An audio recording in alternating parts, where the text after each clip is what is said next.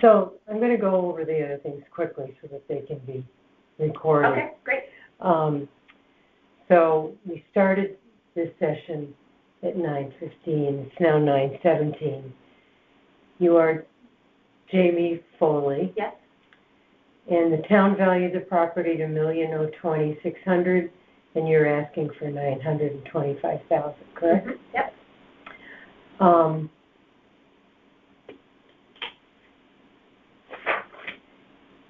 Now I'm going to swear you in. Okay.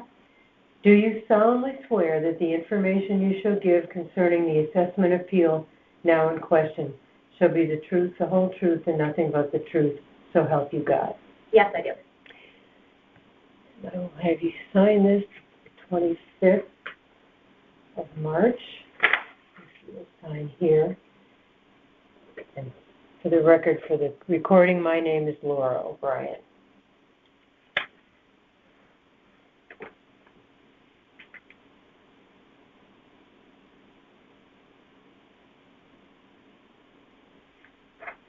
Okay, it's all yours now. All right, I have 3 points I want to make. One, I want to take a look at our house. 2, I have comps that we believe are closer to what our house actually is. And 3, I want to talk a little bit about the neighborhood that we live in on Longdean Road. So first, our house that we purchased is a cape. So this is the house. The front was blown up. They took the little pitch and they blew it up, so it's like this flat little house. So it's an expanded cape. So yeah, the front, the roof was kind of like bumped out. Then what happened in 2018, the state raised our house up to make it FEMA compliant. So that was in 2018. Same little house, just up high. And then we decided to do a facelift. We thought this didn't really look very nice, so we did a small renovation just focusing on the front of the house. So the curb appeal on our house looks very nice now. Essentially what we did was we took these spindles down and we just put up a pretty, matched it to our siding, but literally just took this down, did a little facelift. Instead of this ugly little stairway, we just changed the railings out. We did end up moving the driveway, but that was because of a property line issue that we realized when we started to do the renovation. A big part of our driveway was on our neighbor's property. Oh. So we ended up having to move the driveway. It ended up working out fine. But our house now looks very nice when you drive by. It's raised up high, so it looks bigger than it actually is, but it is still the same house. The bones are still the same cape that you can see here. But it looks very different because, like I said, we did do a facelift. Mm-hmm. So you're comparing our house to new builds in our neighborhood and much bigger homes than our home actually is. The compliment, you're telling us our house looks good, so we're happy, but it's actually the same house. So what we did was... Let me just stop for a second. I want to... Oh, you're going to give me... I'm going to give you the comps that we have. But I just wanted to see if I had any questions. Oh, sure. So this is... That's the house when That's before. That's before. Okay. And then this one comes next, because then the state raised our house after Hurricane Sandy. And when we saw that, we were kind of like, well, we're glad that it's FEMA compliant, but it doesn't really look nice. It kind of looks like an abandoned house. So we did, I call it a mullet, because I say we are business in the front, but party in the back. We didn't change anything else. We literally did a facelift. And now it looks fantastic, and it looks like a big house because it's up high, but it's the same house. Mm-hmm. So these are the comps that we have for other houses that are in our neighborhood. My husband printed all of that out. Good.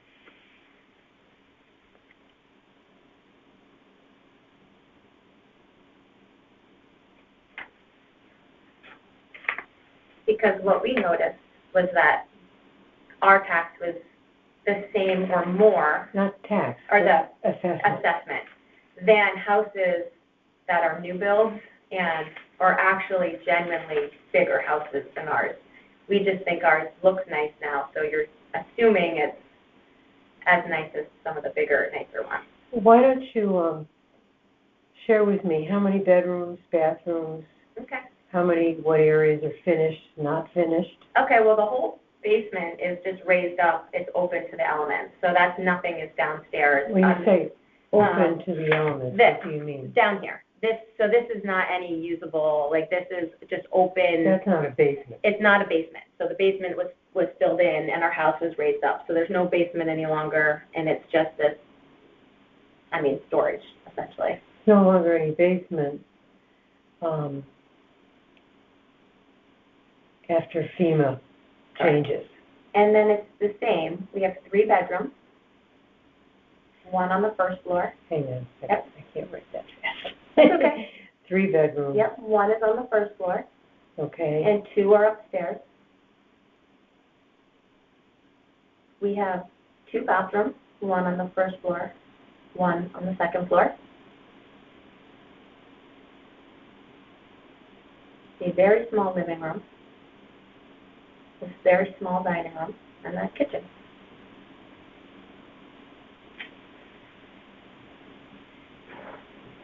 I'm not writing the others down there in the Yeah. card and the. There is, when FEMA did the renovation, or when the state did the renovation, they did move our mechanicals up to, so A higher upstairs, level. a higher level. It's up on the second floor. So there is laundry, hot water heater, all of that. So I don't know if you want to call that a laundry room, but that's up on the second floor. So the bathroom, laundry room, 2 bedrooms On the on the second second floor. floor? Up here, yeah. That's That's what I would call it, yeah. I'm going to say top floor, Top, fine. because it's hard to Yeah, discern. yeah, I know. Which I one. know, because I get it. Okay. And what else is with that you moved? So they moved the hot water heaters upstairs, the laundry. Our furnace is actually on our first floor in what was the stairwell downstairs. They put the furnace in there, which is actually horrible because it's super loud. But, they moved the furnace up. But it's not going to get flooded out. It's not going to get flooded. There's nothing downstairs, yeah, on the first floor. Yeah. Yep. Or the ground floor. Ground floor, yeah. Because that's probably the best way to Okay. refer to this. This would be the first First floor floor. there's Okay. any living, Great. So the furnace is on the first floor.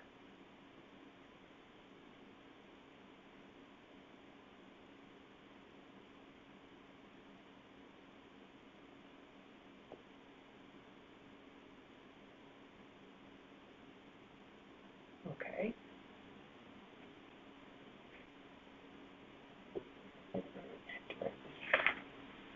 Property number and everything. So now where were you? So now this is just the comps that are in our neighborhood that we believe are more in line with what our house is. And you have them listed here? No, they're Well, they're all listed right here. So They're all 1, here. 2, 3, And the date they sold is all, sale. So I would say this is the amount, and then this is the date, 24, 25, 25. And then there's a second page as well.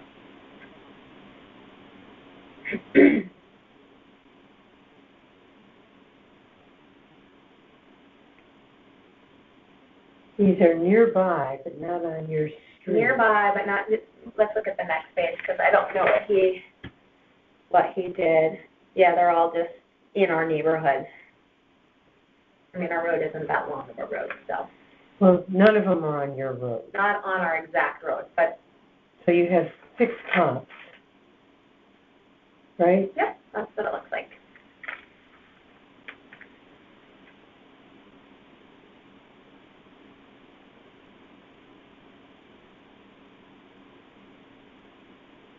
We also think that where our house is located also plays an important role in this. We live on Long Bean Road, which backs up to the transfer station, Okay. the landscape center, the wastewater treatment plant, and the toxic landfill. And we believe that this actually also impacts our home and our home value. Our house is directly in line with the transfer station.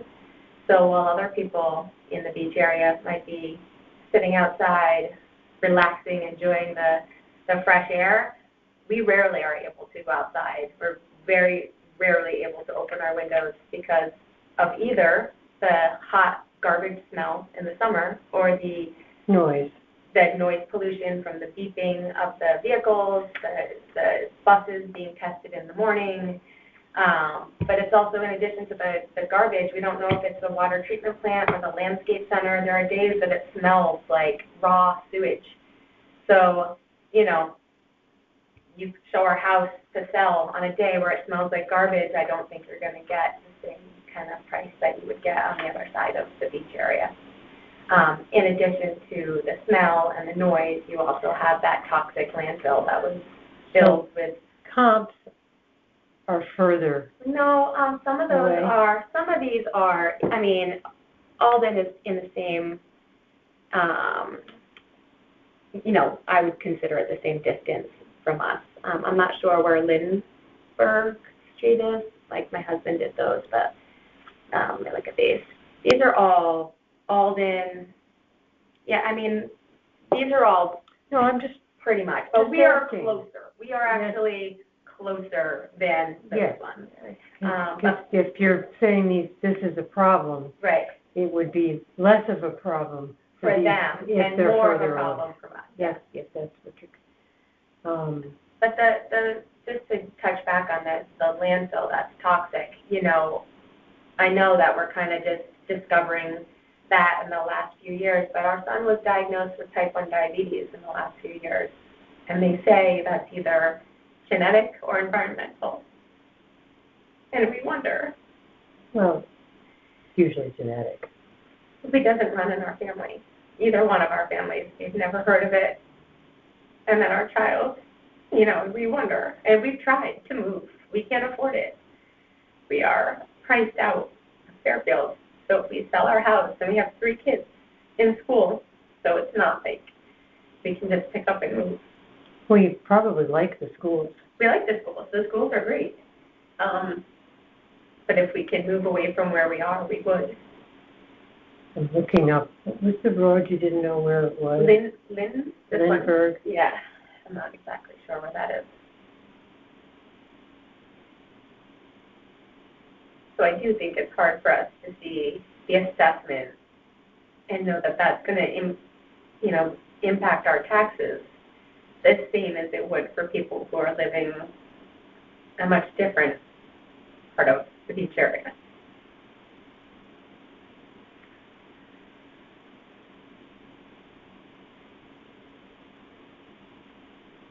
Show you where Lindbergh is.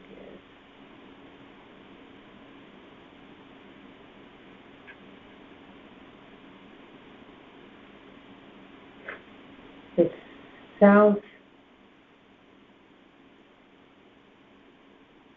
just south of the Post Road.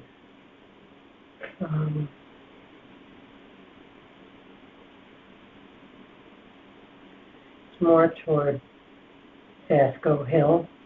Yeah, okay. Okay. Yep. Now, this isn't going to change if we revalue the home. It's not going to change the location. Oh, we know. Trust me, you know, people say, well, you know where you bought, and unfortunately we didn't. We moved here from California. I was 8 months pregnant with our first. My husband needed to walk to the train because we had 1 car, and we bought the first house under $400,000 that he could walk to the train. And in hindsight, you know, we shouldn't have been quite so impulsive. And ever since then, we've been trying to move out of the area, but we cannot afford another place in Fairfield. It's just not. And we are completely priced out. If we were to sell our house, we couldn't buy anything different, you know? So we know it's not going to change the area, but at least we're not paying the same price as people who have a different location. You mean paying the same tax? Yeah. You would hope. Would hope, right, yeah. Right. And I'm trying to be careful because I will present this to the full board. Mhm. You won't be there, but I will, and I want to make sure I've looked at things that some of these people will find that I didn't. So to understand, I'm not trying to be a pain in the neck. I'm trying to do a good job so I can appreciate it. represent you as well as possible.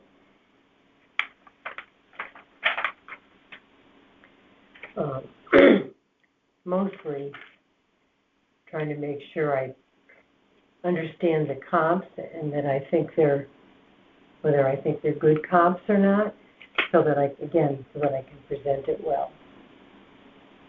What have you done besides moving things, which you had to do? Yep. What upgrades have you done to the property? When we did the only upgrade that we did was we did update the kitchen. We didn't do the bathrooms. We just updated the kitchen. That's the only upgrade. Did you do a full? It wasn't a full, but we did, like, because, you know, the Cape, it has the wall between the dining room and the kitchen. Right. We took that wall down. So you opened it up to the dining room? We opened it up, the dining room and the kitchen, and at that time we did do the new floors, so we, you know, put in wood floors, new appliances.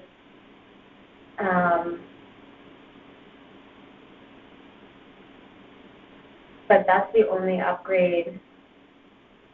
The state, you know, moved our stuff up. So when they did that, they did bump the back of our house out a little bit, and they made the bathroom up there a little bit bigger and created that laundry room space.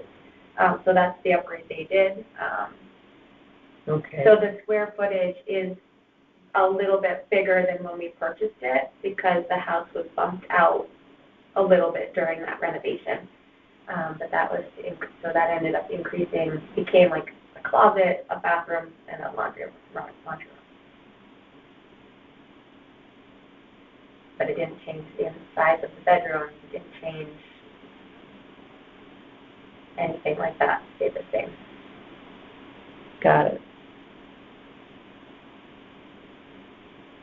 So you are, how many square feet?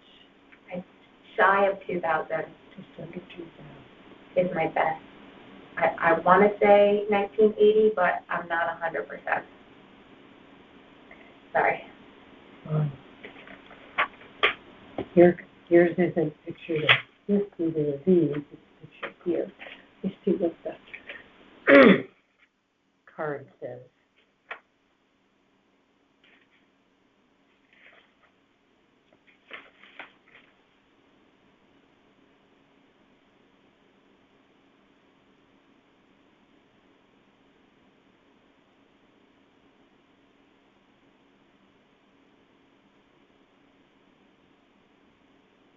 I think that's a note about elevating the dwelling.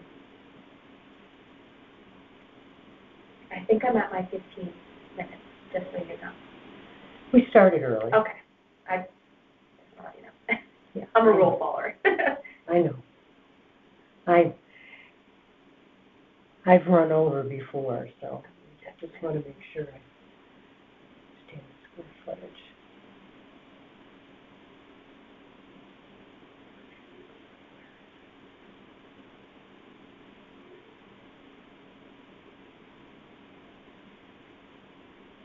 My right eye is all fogged up. I didn't even bring in my reading glasses, so I can barely even see. My husband, he's getting back to me. He's on a plane, so.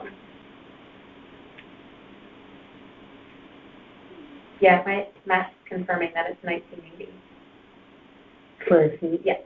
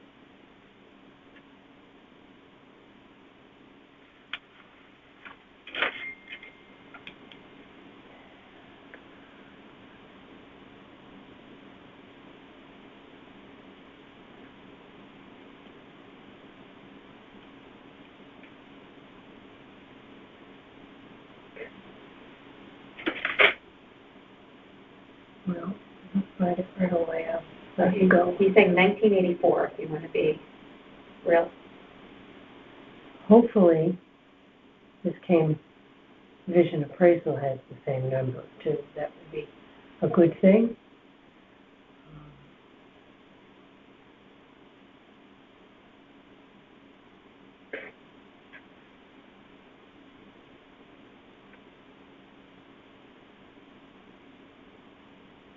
Just not finding square feet. I've always been able to find it before.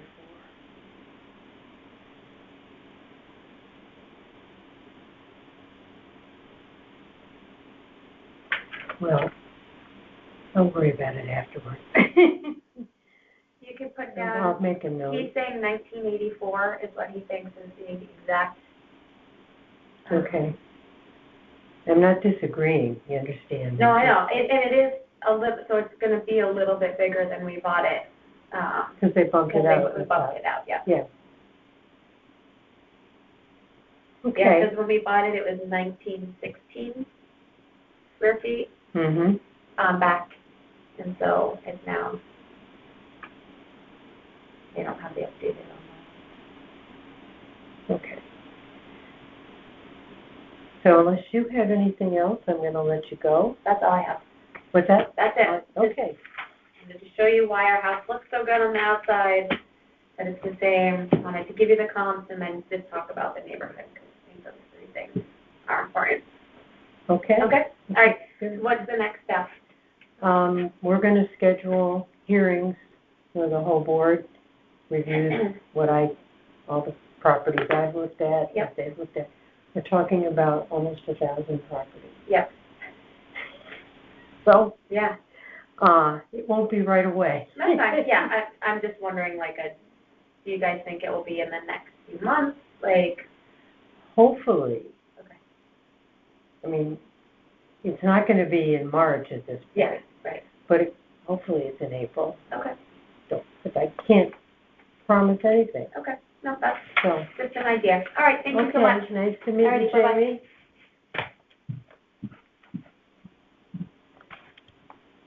It's 9:40 and I'm ending this session.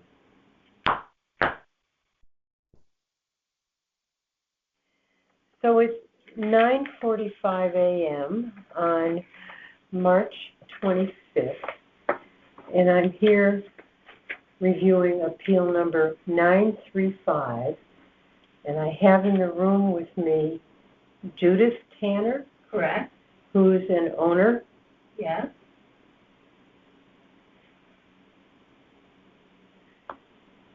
Did I say 9:45? And she's at 725 Morehouse Highway. Excuse me. The town has valued her home, which she owns with Robert, right? Correct. At $901,800, and they're asking it to be reduced to $815,800. Correct. Okay, just want to make sure we get the right numbers before we start. And I am Laura O'Brien. So now I need to swear you in.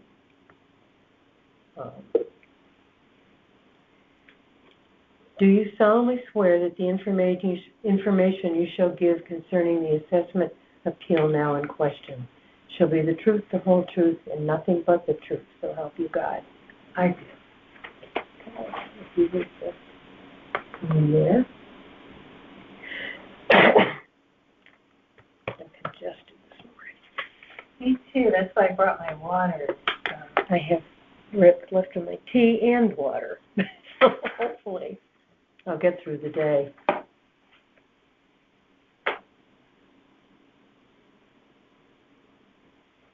Okay, the floor is yours. Why do you think it should be a lower value? Well, Laura, I'd like to provide some preliminary information which I feel is pertinent to the documents that I'm presenting today. My husband and I have been out of state since the early part of December. We just returned returned last week. So I was not physically here in Fairfield at the time of the Tyler appeal. I conducted it out of state, but it was by phone, so that was fine. The Tyler company emailed me the initial assessment letter, and that was mailed out in December 2025, and 2025. And along with that assessment letter, they provided me a link into the porthole to view my field card. Yes. The new evaluation. So when I saw the field card and the evaluation card on the Vision porthole, I noticed that there was no picture of my house corresponding to the evaluation. So I contacted Tyler, and they sent me the new field card with an uploaded photo of the entrance with the sign saying no private road, no trespassing to the entrance of my road. Correct. So my house is actually here. So this is what they sent me for the picture of my house. Mm-hmm. So at that point, I realized that perhaps they didn't go down the road because of the signage and completed their assessment without having seen the condition of my dwelling or the topography of my land, which is extremely unique and unusual. So understanding that, I contacted Tyler and I said, no, I'm out of state. Could you please send someone to drive by my house to see the condition, because it has deteriorated over the past 5 years. It's in a heavily wooded, isn't it? It's heavily wooded, and my house, the exterior of my home needs significant repairs. So because I wasn't here in Fairfield, I couldn't take any pictures, so I asked them, please send somebody to drive by. You have my permission to go on the road. This is important. However, they never did that. So for whatever reason, they were... Where does this picture come from? They were unable. That is a previous year photo. Okay. Anyhow, as a result of them never coming down the private road to see the actual depreciated condition of my house and experience the topography of my land, they, in my opinion, they again overassessed its value and assigned inaccurate figures that do not represent its market value. So we can go through the paperwork. I made a copy for you. This is updated. So my report basically outlines the documents I'm submitting. So again, because Tyler didn't drive by to see the exterior of our 1900 colonial and its distinct topography in a 2-acre setting, I believe they erred in over-assessing it by comparing it to a more upscale premium 1982 custom-built reproduction salt box on 2 acres. So let's look at my topography, which they did not see on page 2. You can see the entrance to my road is here off of Morehouse Highway, the private road, and the sign is right here. So they took a picture there, but look at where my house is. Back here. Right there. So realizing that they hadn't come down the road, they didn't see what we are looking at right now, which is this is from Emmeline over at zoning. These are steep contours. If she often has said to me, you have some unbelievably steep contours to your property, which is a negative, in selling my home. People don't want steep drop-offs. You can see my house, I have no lawn, beautiful lawn. It's not level.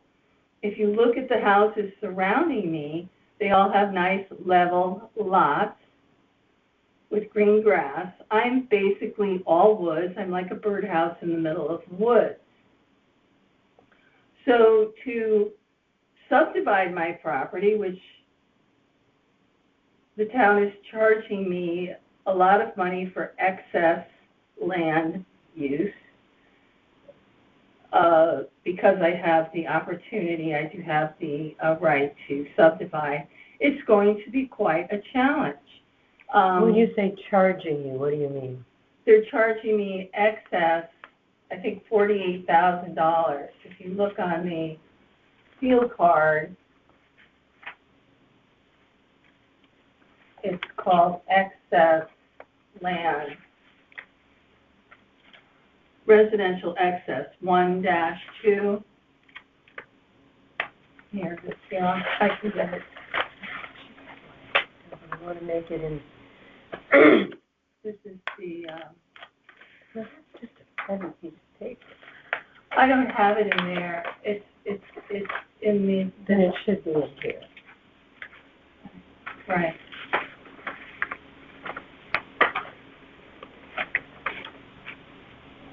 So if you look at residential excess, under description, current assessment. Residential excess. It's assessed at 48.1 and appraised at 68.8. But Close that a little bit.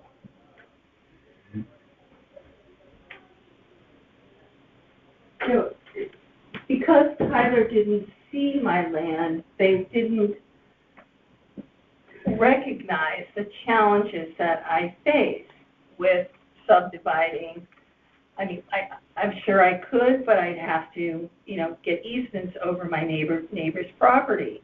So it's not just a piece of property located with frontage on a main road that you can access utilities and there cut it in half and have a lot. There's some challenges here. And that negatively impacts what I can charge for my house. So it should be reflected in the value, in my opinion. If you notice, I don't have any frontage. I don't have any curb appeal. When you say frontage, you don't have frontage. I don't have frontage on Morehouse Highway. On the road. On the road. Yeah, okay. Right. So my subdivision opportunity would be off of my right-of-way. And that presents a challenge. And add to that the challenge of the topography of the land. It's extremely unique. You can see how it just changes from, we abut the church, Holy Cross Church, and they also have steep inclines. But this is an unusual characteristic of my property. Let's put it that way. I think maybe one of the most important things you just mentioned is you don't believe, even though they've called this residential excess, they think this land could be built upon. Correct. I think that point is probably the most important one. Because that value that they've assigned could be questioned, because what could you do with this land?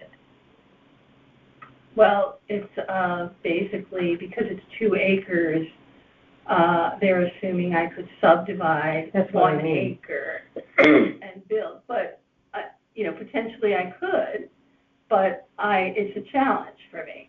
It's going to be a challenge.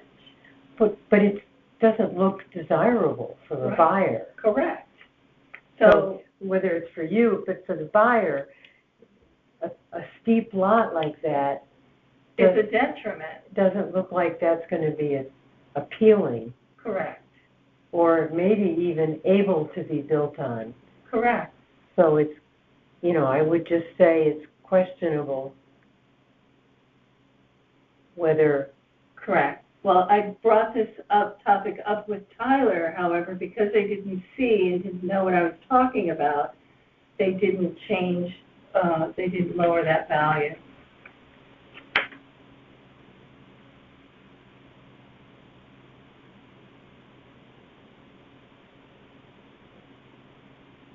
I'm just gonna make a statement. It's questionable whether that could actually be built on. Correct. Built on. Would a buyer be interested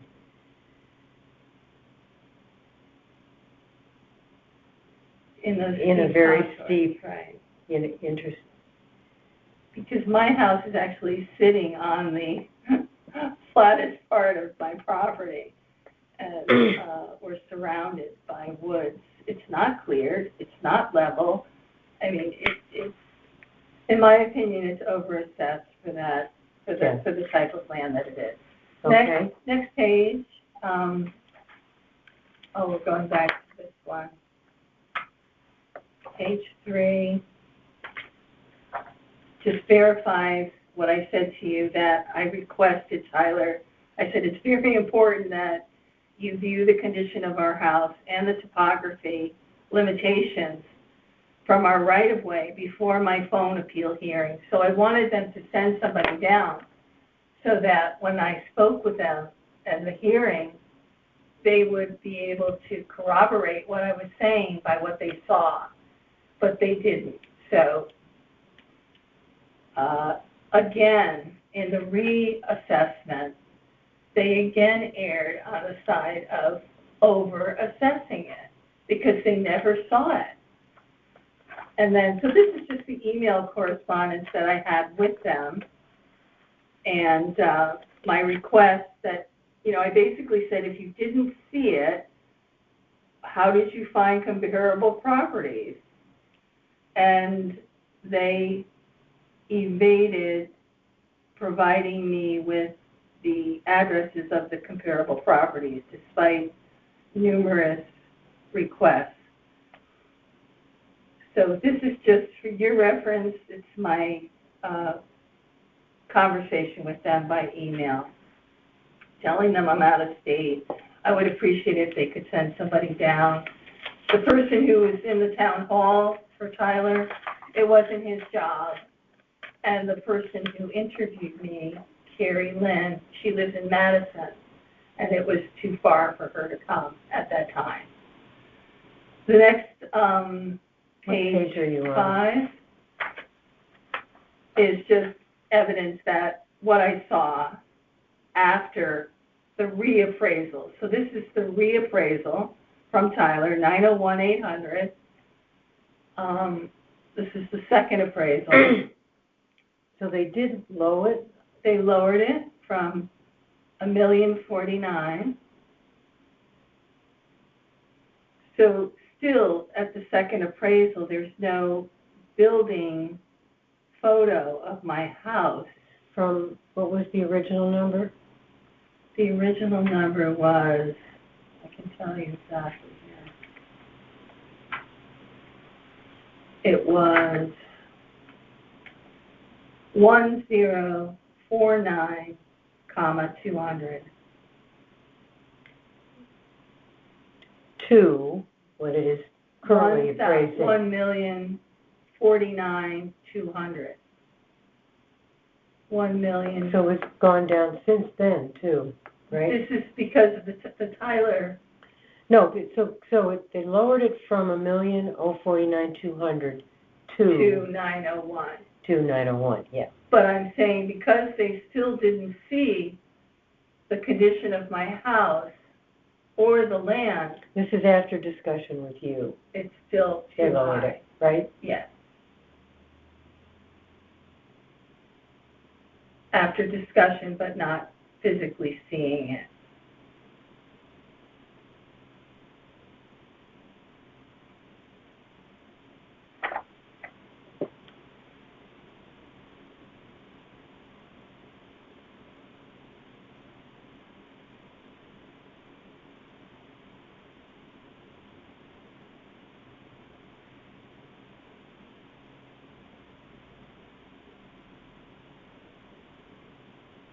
Okay.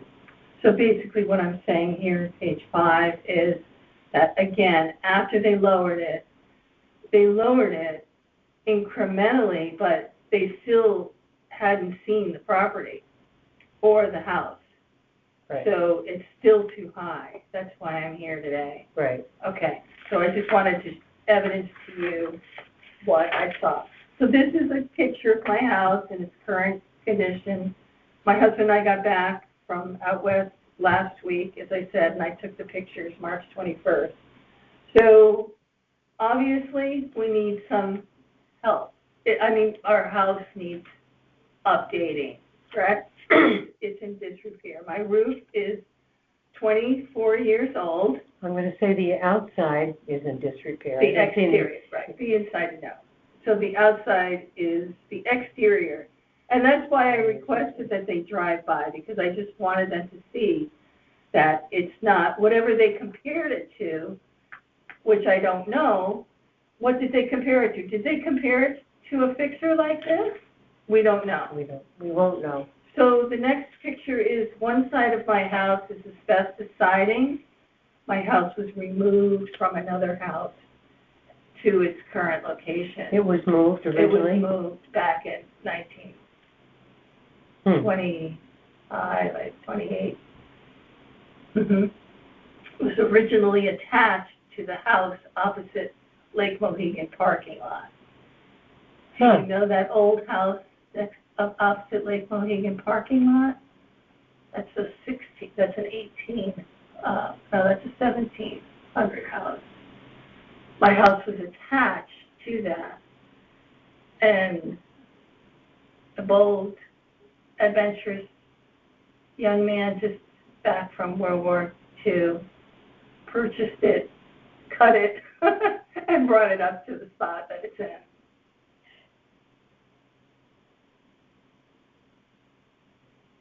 So one side is asbestos. Again, my request for the comparables would have validated if they were over-appraising it, if they were over-assessing it. Because how many houses have one side asbestos and three sides clapboard? Okay, so we have this on my field card.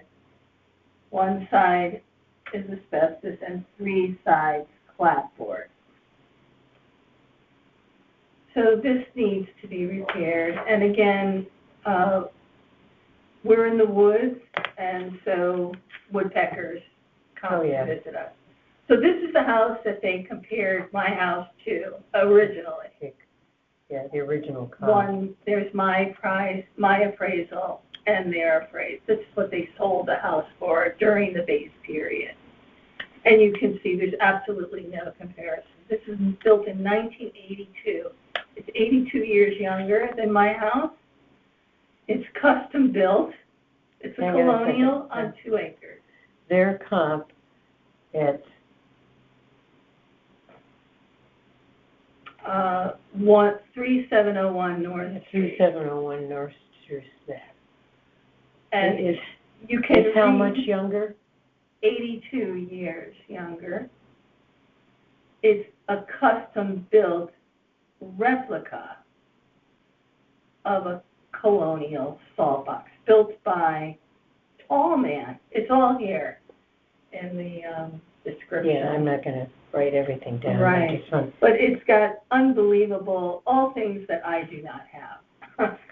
So I thought, this is what they found on 2 acres. So they're looking for a colonial on 2 acres. So my thought was, because there isn't anything comparable to my house in the neighborhood, I found this house, which is very similar to mine. It's maybe not the condition of it, but it is the same era, early 1900s, and that's not easily compared. Yes, I just want to pick it up. Okay, so it's got the same era, so I just bullet pointed that. The same classic floor plan, same acreage, 2 acres, same detached garage, same 2 baths. They have 2 full. I actually have only 1.5. A septic. They both have septic. So what I did is I balanced the pros and the cons. This house has desirable frontage and curb appeal, but my house I can subdivide. This house is a polisher and has expensive updates. but my house is more of a fixer, not lacking the updates, but it has more square footage. So I kind of balanced the two attributes of both houses, and it seemed to think that this was a more accurate value for my home. So then if we go to the next page, But it's sold in 24, okay. I guess that's just about in the December, period of yeah, time it started also. in October, right? Yeah. Yeah. Go ahead. So then I researched, because I had this figure in mind, 815, I researched Zillow market value data in the history section of Zillow. For And your home? For my home. You can see Morehouse, 725 Morehouse Yep. Highway. Yep. And the Small history print, was, but I saw it. Oh, okay.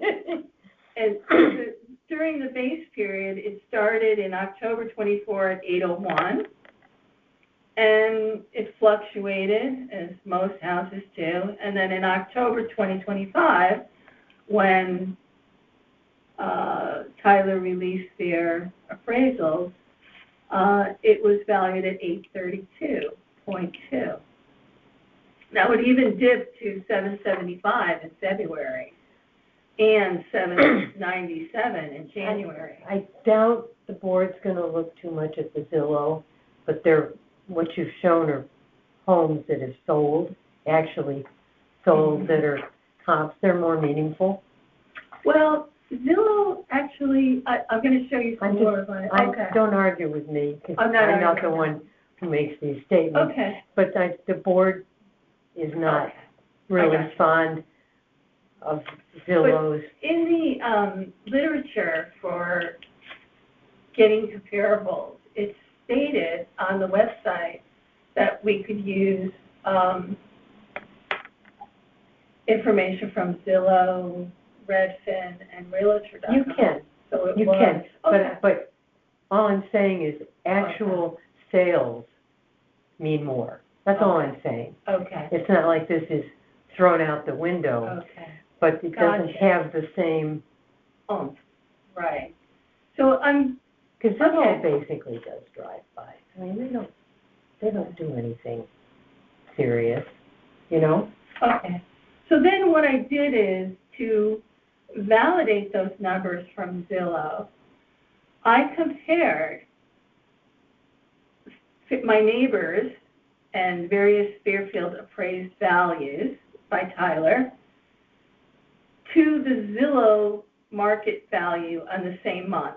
So in October, the Zillow value for these properties, and I provide a reference, an index of all those properties at the end. It's on the very last.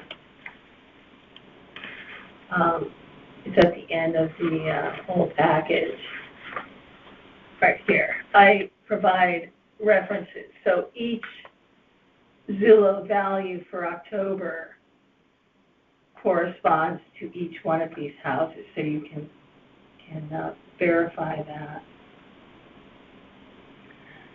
And surprisingly, what I discovered was that Tyler's appraisals were consistently trending under the Zillow values by significant amounts, with the exception of mine. So on page 12, that illustrates. So let me see. So you found that Tyler's estimate was consistently lower than Zillow values.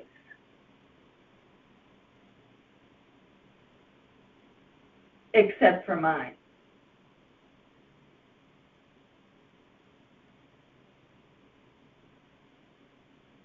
And that's on page 12.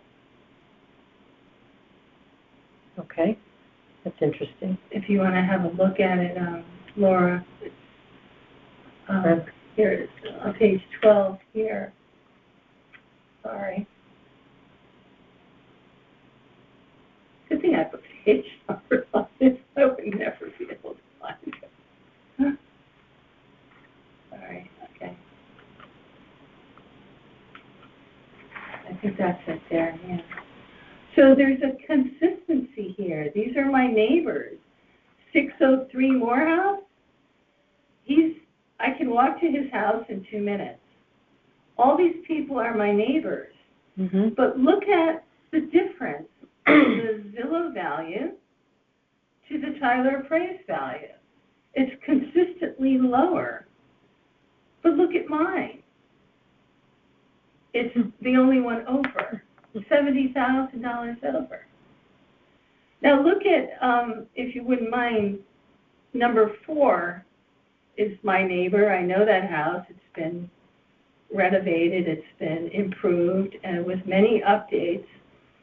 Their Zillow value on October 1st was $837,600. Mm-hmm. That's more than mine, which was $832,300. Mm-hmm. Yet look at their Tyler appraised value. It's almost $200,000 less than mine. There's something wrong. Yep. Well, Look at 603 Morehouse Highway. That's a beautiful McMansion colonial.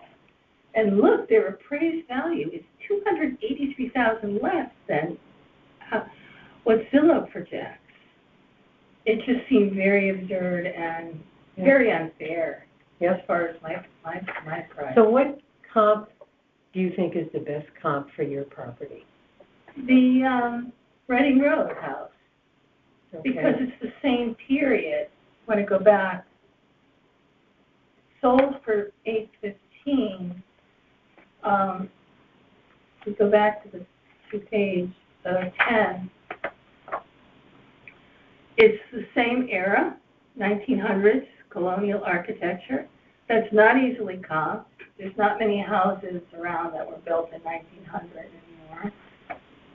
Right here. I'm just trying to get the number, 1711 Reading Road. Okay.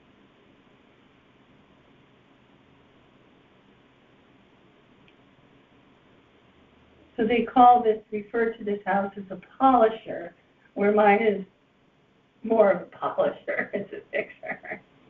But it's got the same architecture, same floor plan, same acreage, Mm-hmm. same detached garage. Okay. So then we'll go to page I gotta get going. 13. We're going Okay. Page 13.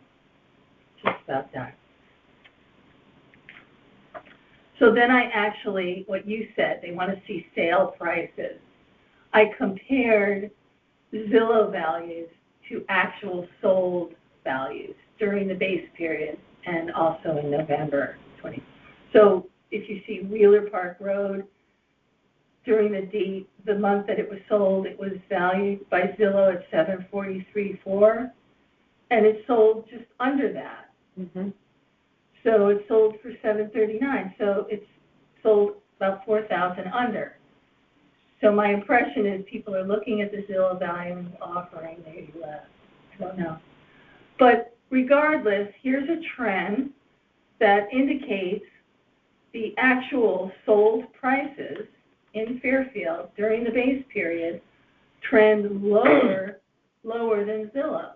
So if my house is valued by Zillow at $832,000, it would probably sell for less. I mean, if I put my house on the market for $832,000 and someone comes and says, I saw it on Zillow for $830,000, if I put my house on for $901,000 and they see it for $832,000, are they going to offer me $901,000? No, they're going to offer me a little less than Zillow.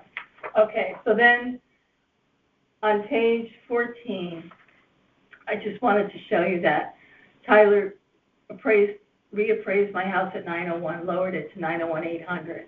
This house, my neighbor on Godfrey Road, is appraised at $902,700.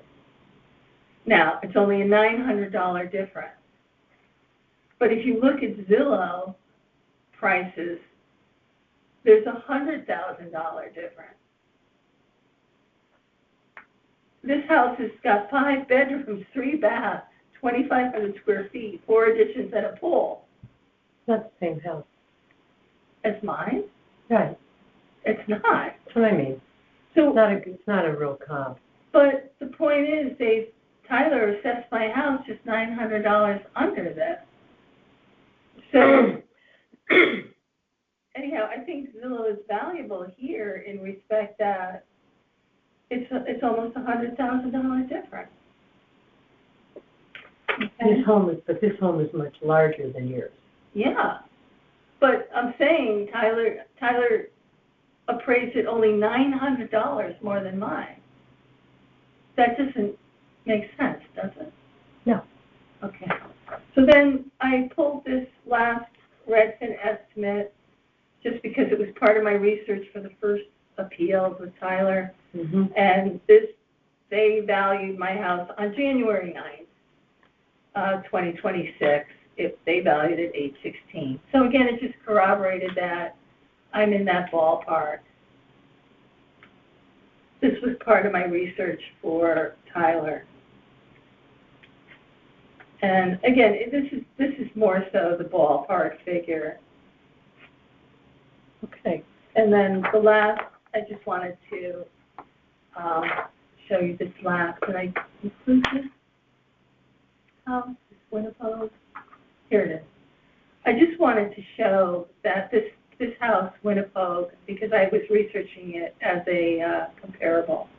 It was sold, actually, it was pending during the base period and sold just a little after.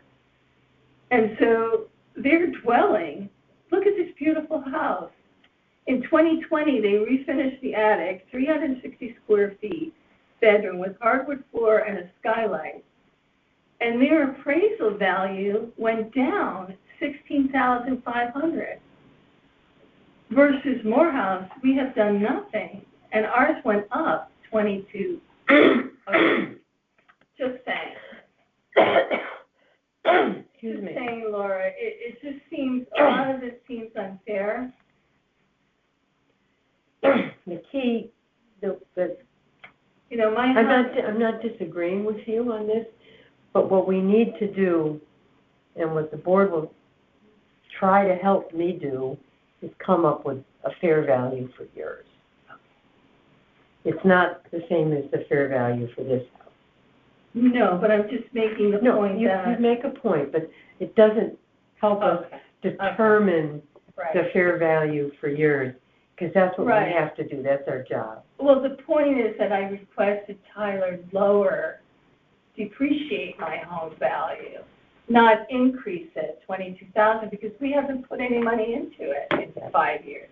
Yeah. And so when I saw this, and I thought, they finished their attic with hardwood flooring, skylight, gotta have heating, and their dwelling went down $16,500. There's a lot of things we don't know. We don't know if the same person looked at both homes. We don't, All right. we Thank you what we for do want to try to get a good value for your home. That's what we want to do.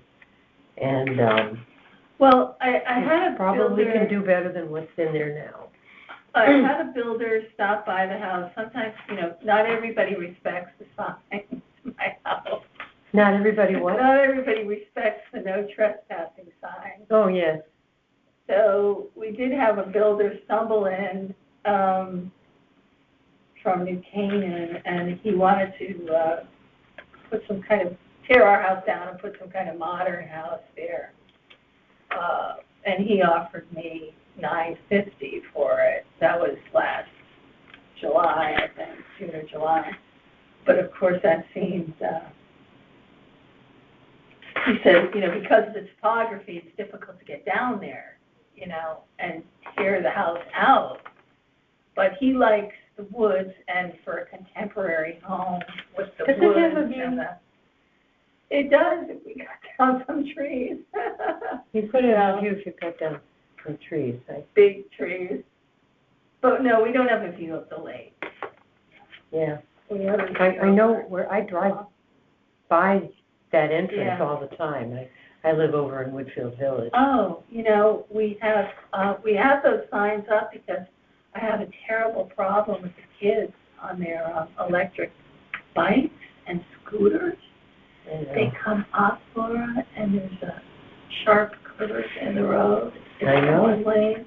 If Amazon is delivering or the oil truck is coming with you down. So I try to keep them off, but they're sassy, these kids. Oh. I bike, but not e-bike. I bike up that hill on No. pedaling. All right, well, when I see you, I'll be my Not often, but every now and then. Oh, no, my husband, when you see that lady, she's ours. Good for you. Yeah. I mostly go down that hill, but coming the other way and then go back a little bit more gradual way. But, Well, there's a sharp curve. Oh, yeah. And what happened one time is I was coming up, leaving, and these 3 kids were coming tearing down the bike. They landed up in the poison ivy. And I was so in shock, Well, I just thank God that they were okay. Anyhow, Yeah. that's the problem we have. That's why we have the signs, and that's also, we really have to, it is private property. It So, we're liable, so we have to keep people off. But anyhow. all right, if it's okay, Thank you, Laura. I'm going to end this session now. Oh, no, they were At recording 10:25. all my jabber. Yes, because I've got other people waiting, so.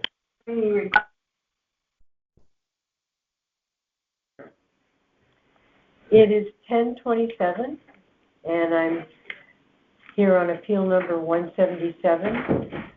And is this Brian Robbins? It is not. It's Bill Napolitano. I'm the agent for the owners. I have the Okay. sheet if you need it. Yeah, so I can spell your name correctly. Mm-hmm.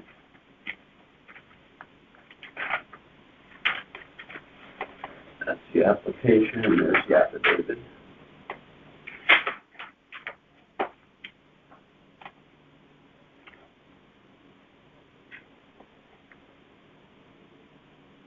What?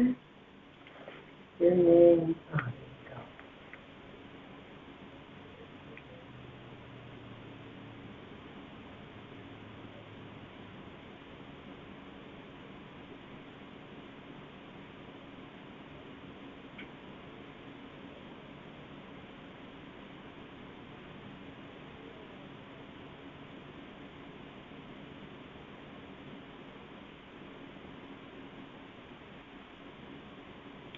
Okay.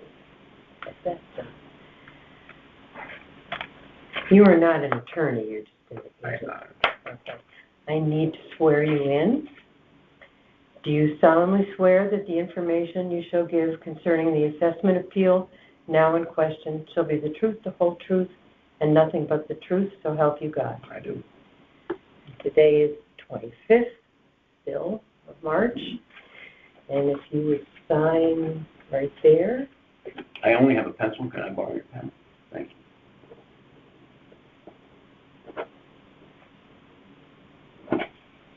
Thank you. Great.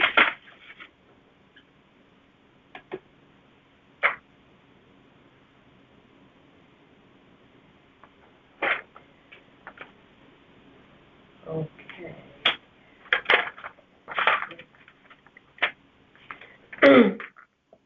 Excuse me.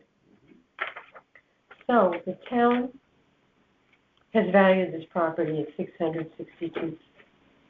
$662,000 even, and you're requesting $480,000 even.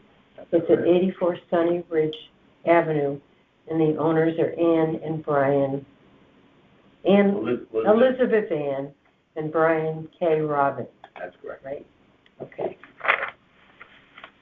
So, what would you like to say about this to substantiate the lower Did I value? provide an appraisal for you before? I don't know.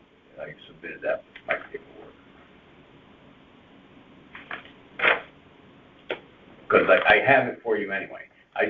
There it is. It's there, But okay. this was actually probably more readable.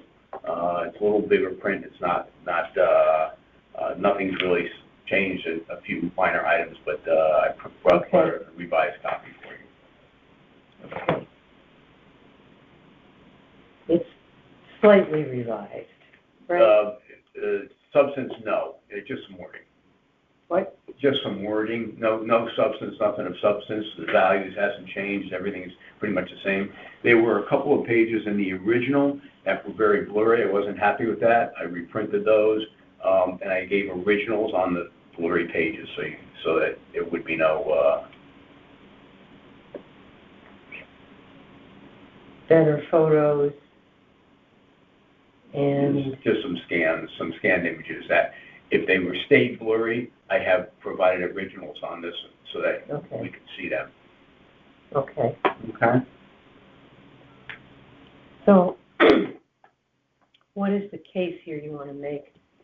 Well, I don't think there is more support for a lower value, substantially more support for a lower value than the value that the reval company came in at. I've got, if you go to the second page, I made some notes at the bottom as well.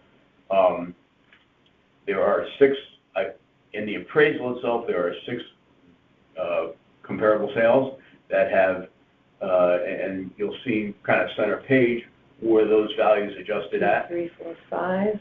Well, these are the first six that are in the report. Oh, okay.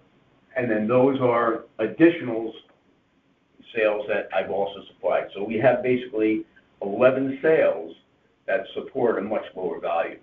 And if you look at the sales that support the 662, there aren't a heck of a lot around. So I'm not sure quite where they came up with that 662 number. Again, if you look at the appraisal, there's 6 sales that are within the report that support a much lower value.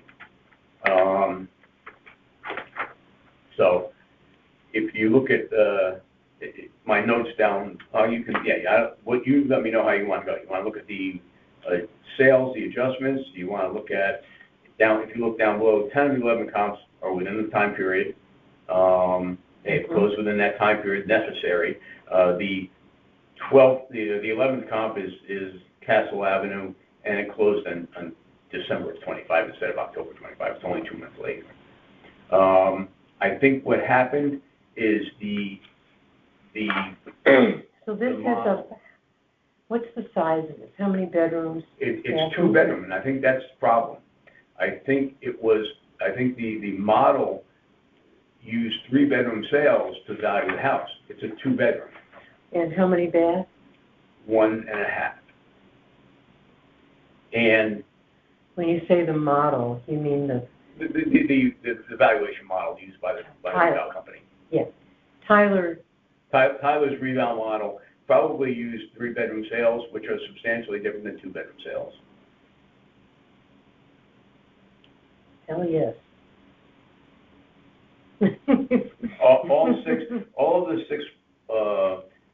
the six comparables used within the report are 2 bedroom sales, and they also bracket the square footage of the house. The house is about 1100, not even. They're all. I thought you said they were 3 bedroom. No, I think what Tyler used were 3 bedroom. Okay. What I have used is 2 bedroom sales. So I am I think more representative of what the market is for that size house.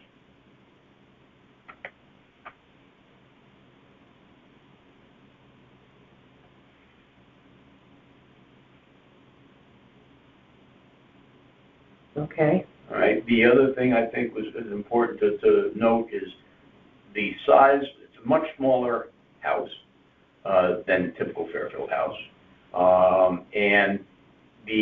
So when I use my comparables, I looked for size and location. I didn't necessarily have a 2-story with every sale, but I think it's more important to get the size and location in this type of dwelling, with a 2-bedroom dwelling, than it is to search for a 2-story house and 3 miles away with 3 bedrooms, as opposed to a 2-bedroom house, even though it's a ranch versus a 2-story conventional or colonial. So I put more valuation, or more weight into the size and location of the dwelling than the style. Because you'll see some of my comparables in the report aren't the same style.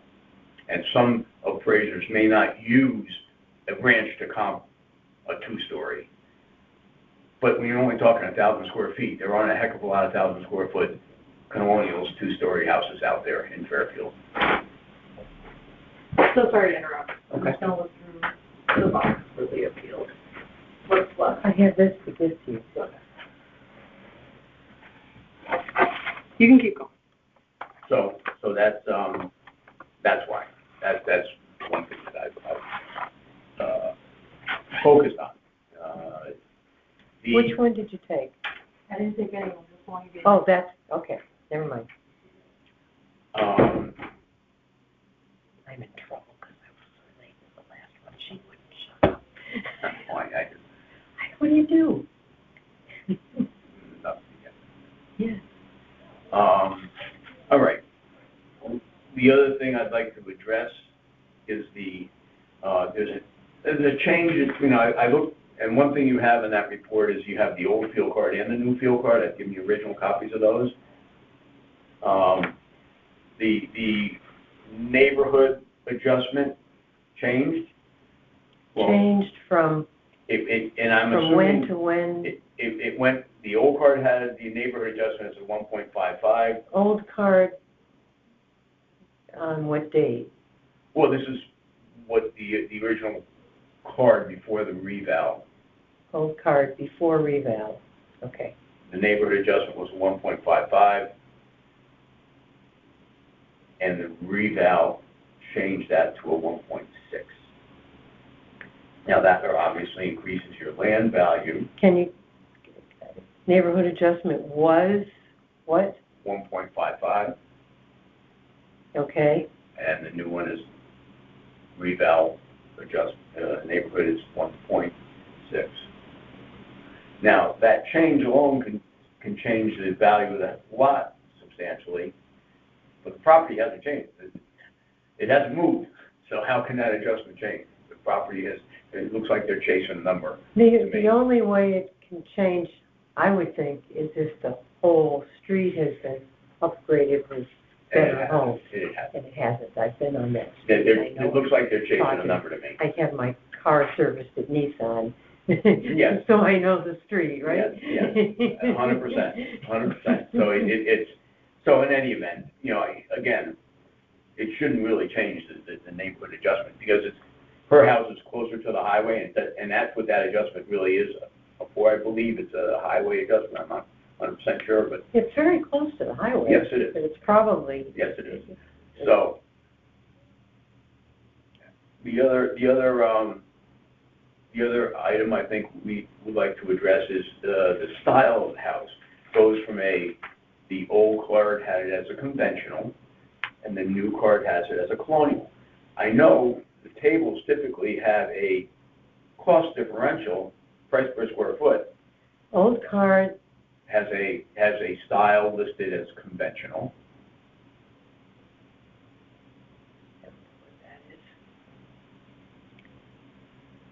And the new card shows colonial. There usually is a price difference in the tables of $1 square foot. I think so. Colonials typically, in my experiences, have always had a higher $1 square foot value than a conventional. If you look at the picture of the house, it is a conventional. It's not a full story. It's upstairs. It's a 1.75. It's an older house. It's built in 1.75. Yeah. What? Yeah. And it's built What in do you mean? 41. What? If you look at it, it's two-story, but it's typically what we've always listed as a conventional. It's not really a colonial. Not a full story upstairs. It's an older home. It's conventional. It's not a colonial. It's because it doesn't cover the whole. Right. So.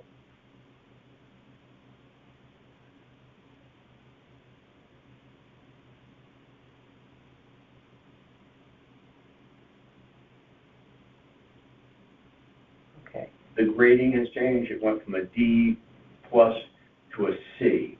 That can be a big increase as well in dollars. While I don't believe it's a D+. I think that was probably incorrect to begin with on the old card. But it's really not a C, in my opinion, maybe a C-, simply because it's you know, the grade is, it has to do with the materials and all that. It's got old aluminum siding on it. It's a very basic dwelling. There is no extra, ornamental trim. The roof lines, there's no soffits, there's no overhangs. It's flush to the house. It's really not a C. It's probably more of a C-.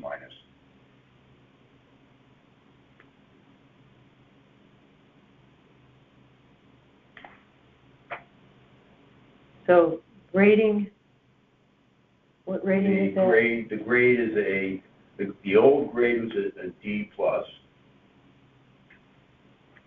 The new grade is a C-, is a C, and I think that could be knocked back to a C-.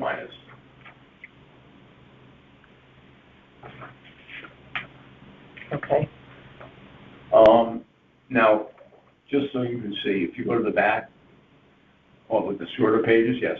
So those are the comps, but if you go past the comps, I think, yes. So you can reference it. You don't have to just rely on your notes. This is the old card, and I've highlighted those changes that we just talked about. This is the new card. You can see these are the changes I just talked about. So I highlighted what you could, so you could see that.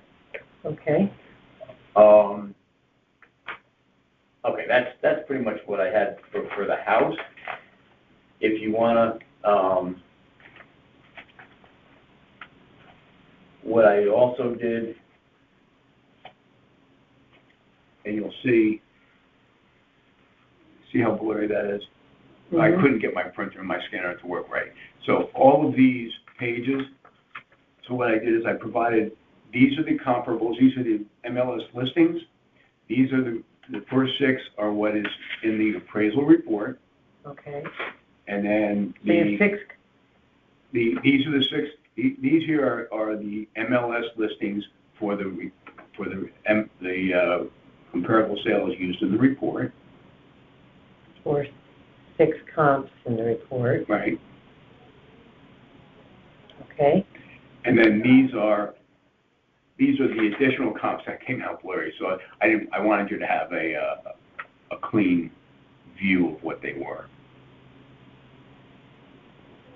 Print it again on a cleaner copy. Mm-hmm. Okay.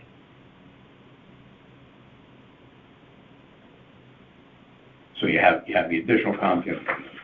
Okay. Now, that being said, if you look at if you page through it, and you come to probably 3/4 of the way through all. I've also provided with the comparable sales that are in the report. I provided pictures of the exterior of the comparables as well, so you can see how they align with the subject, and also interior pictures of some of the comparables, most of the comparables that were available online. So I've got pictures of the inside of the comparables and the exteriors, and you can see they're similar to that. Is there a list of the comps on the page here? Well, the list on the comps, you go to the first, right, so this is, I don't have the addresses here. I could put the addresses there. The So address is here. But those are the extras. These are the comps. Go to page, there's the first 3 comparables. Okay. And then if you... Just going to write comps on this, so Okay. I know why they're in And here. then 2 or 3 pages back, 1, 2, 3, 4, so 5 pages back.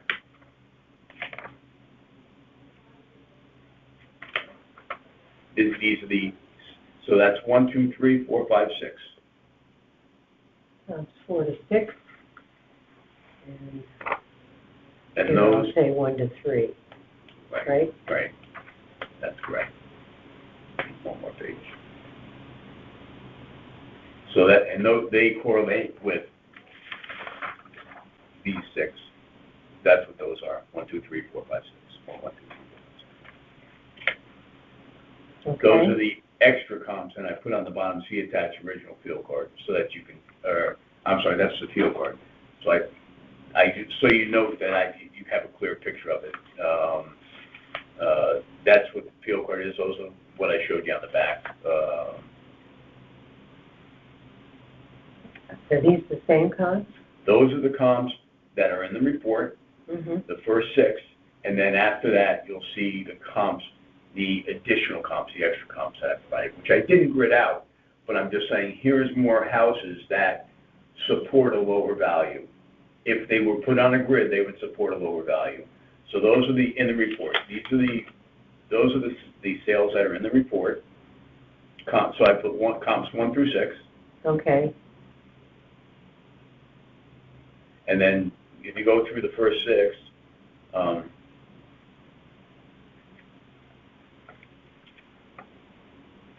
sorry, go ahead. Let's see. That's the old report. That's not the valid. do I want this? No, you don't want that. You want this one. Maybe take the top pages off, and I'll just take that back. Because it's not, that's just gonna be more confusing than anything. That was the old one that was submitted with the paperwork, and I provided other pages so that it's clearer for you. Everything else is pretty much the same substantially, with valuation. The valuation hasn't changed. I just wanted to make it more cleaner for you. Don't know what to say. Say, replaced by, Appraiser supplied updated report. updated report. Because I don't, They want to keep you to keep it, that's fine. they might want me to. Yeah, I understand.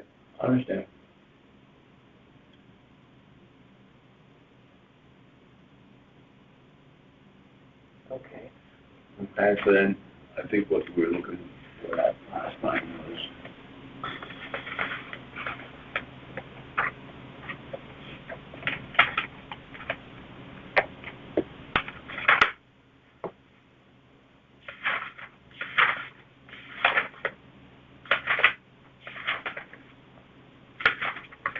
so these are the additional comps. So these are, if you Okay. go to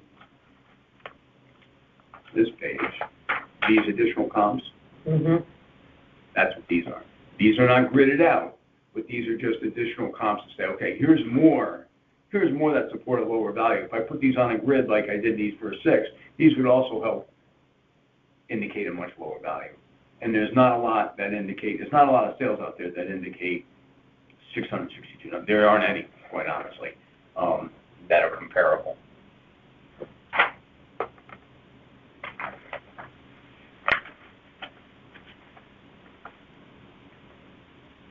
$662,000. Now, if you go to, Don't seem like a lot. so these are that's the subject. Mm-hmm. You know, I took some across, but they're closer on Route 1. It was a somewhat similar location in that it's a busy road, they're close to the busy road. These not so much, and on the report, when you look in the report, you'll see adjustments for location on these. This is close to the highway, so there wasn't an adjustment on that. So I tried to pick things that were similar along this corridor in this neighborhood that were 2-bedroom sales. And that's what all these are, they're 2-bedroom sales in that area. Where's Castle on this? Where's what? Where's Castle Avenue on this? Castle is not, I didn't grid that out. I'd have to go back to the map. Again, Okay. Castle was one of the extra ones, right? That's the subject property. No, the subject property is at Sunny Ridge. Oh, it is Sunnybridge. Yes. I'm getting confused. You're right. Okay. Yeah, Castle is an additional sale. Yeah. That was just provided. Right. So that's the subject, and then these are the comps. Okay. It's all in the same area. I'm sorry? It's all in the same Yeah, area. Yeah. That is Castle Avenue right there. okay, Not okay. labeled, but, And there was, and there was one on Castle that sold for 515. That was one that sold in December of 25, so it's after the 10/1 date, but it's not that far off the date. It's 1,008 square foot, 3-bedroom. So it's a 3-bedroom, sold at 515. yeah. So there's no way this Where do they get 662? It boggled my mind when I saw it. And you know, I've been an appraiser for a lot of years. I was a CCMA too. I worked in Stamford for a lot of years in the assessor's office, and I normally don't fight a lot of these things because I've been on both sides of the fence. So you are a certified appraiser? I'm a certified appraiser. My license is in the report. I was a certified collector. I am a certified collector. I was a certified assessor for many years. I'm certifiable. You talk to some people, but Okay. That sounds good. and that's it. Do you have any questions for me? I think there's plenty of information here. Thank you. I think so too. Well, we'll see what the whole board thinks, Okay. but you've done a lot of work, and they're usually pretty good when they've got an appraisal. All right. I can only hope. Yeah. So I'm going to end this call at 10:52.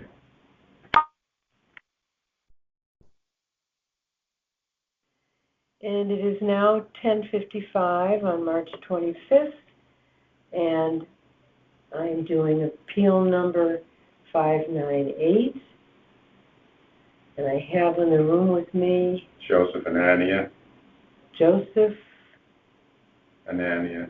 Is that name's not on here? It's not Pisley. Pisley's he's a surgeon in Boston. He didn't put me down because I came in. Joseph A. Yeah, it's me. TR. What is that? Trustee? No, it's here. Let me show you the field card.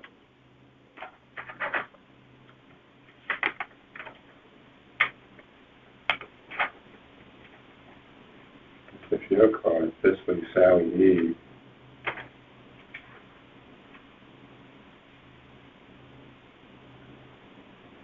Sally Pisley is the owner, but your name is Joseph. Joseph, and your last Last name? name Ania. Okay. And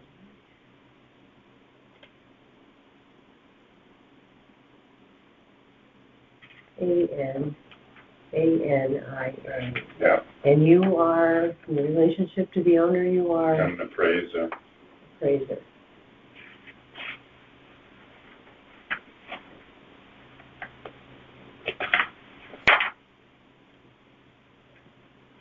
Okay. And now I will swear you in. Okay. Do you solemnly swear that the information you shall give concerning the assessment appeal now in question shall be the truth, the whole truth, and nothing but the truth, so help you God? I do. Okay. And it's still the 25th of March. And you would sign, what is the signature here?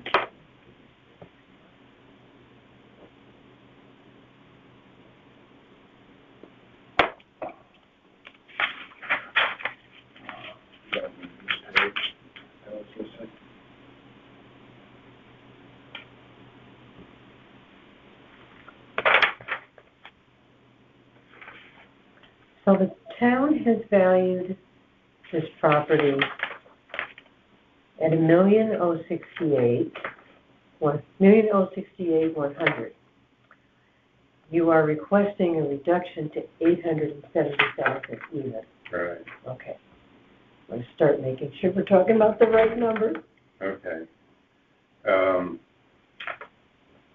I did review the property, inspected the exterior. There's elderly people living inside the house at this point in time, so I wasn't able to really gain access.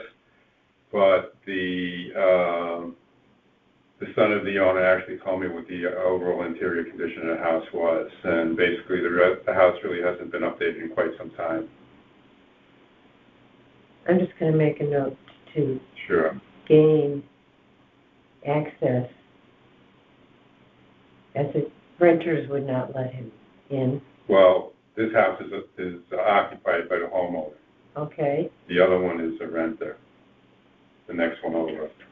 I'm doing 675 Reading Ridge. Oh, we're doing Reading Ridge. 675 first? Yeah, that All was, right, hold on. that was the All right. first one in the pile, Let I'm me sorry. switch folders. Okay. So, were you able to get into 675? No, That, that's the one that's owner occupied. So actually this goes with this. And this, you said you were able to get into or 675? it was not. Because, Quite frankly, the homeowner was embarrassed to let me in the house, okay, based on the condition. Now, I tried, all right, but I couldn't force myself into the house, all right? okay, But I did get a chance to peek around, all right? And from what I was able to see, the kitchen is basically older. It's not antique, but I would have to say the kitchen is about maybe 25 years old, somewhere around there, all right? And the overall living area and so on it is older, and it's really in need of quite a bit of cosmetic updates. Now, Sonny, the owner, did send me a picture of the bathrooms, and again, the bathrooms appear to be somewhat older, but in average condition. okay, so the kitchen is, About 25 years old. and bathrooms, About the same, maybe a little older. I was only able to see one bathroom, and get a picture of one bathroom.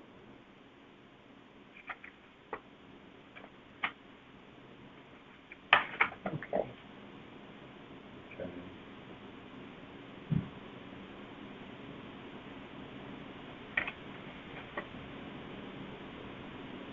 So Robert and Sally Pisty own it, right? Yeah, here's the one here. Yeah, you see trustee, Yeah, right. So I think the father passed away, but the mother's still alive, Sally's still alive. okay, Okay, so that explains how that works. yep. Okay, all right, I do have an appraisal for you.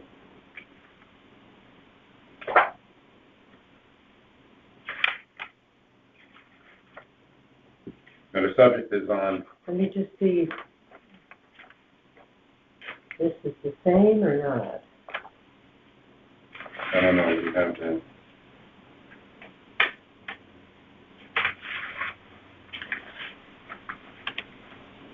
It doesn't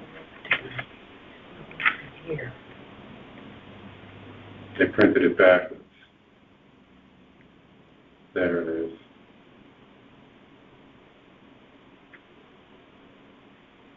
So it is in here, right? Yes, Is it the same, right, but it's in the wrong order? yeah.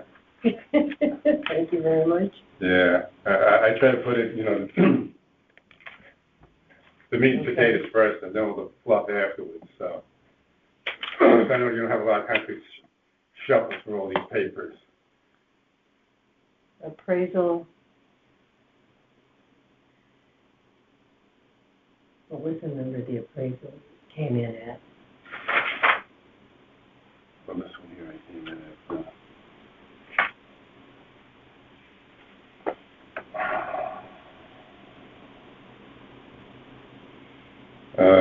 this one here, it says $870,000 as of 10/1/2025.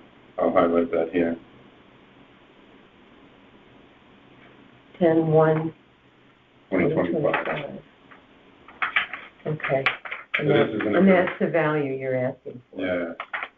So this is the order that I put it in, so you can see these are the comparables, and then the photos afterwards.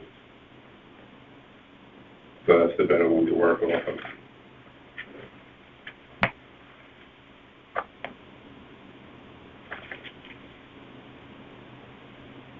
All right, so to start off, the property has 3.1 acres of land, all right, which is Okay. which is This is oversized. substantial, yeah. Right. So So now it's in a AAA zone, 3.5 acres. 3.1. Oh, 3.1.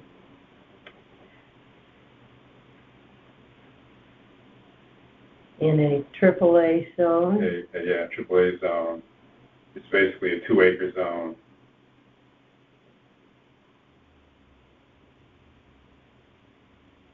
So the land value's gotta be worth something. Well, here's the thing. I mean, when you look at the way they did it, okay, they have land, right, and then they have excess land. So they appraised the 2 acres at 931, and then they appraised the excess 1.1 acres at 75,600. And 31,000? Yeah, 931. So Tyler appraised, Yes. and then excess, Excess at 75,600.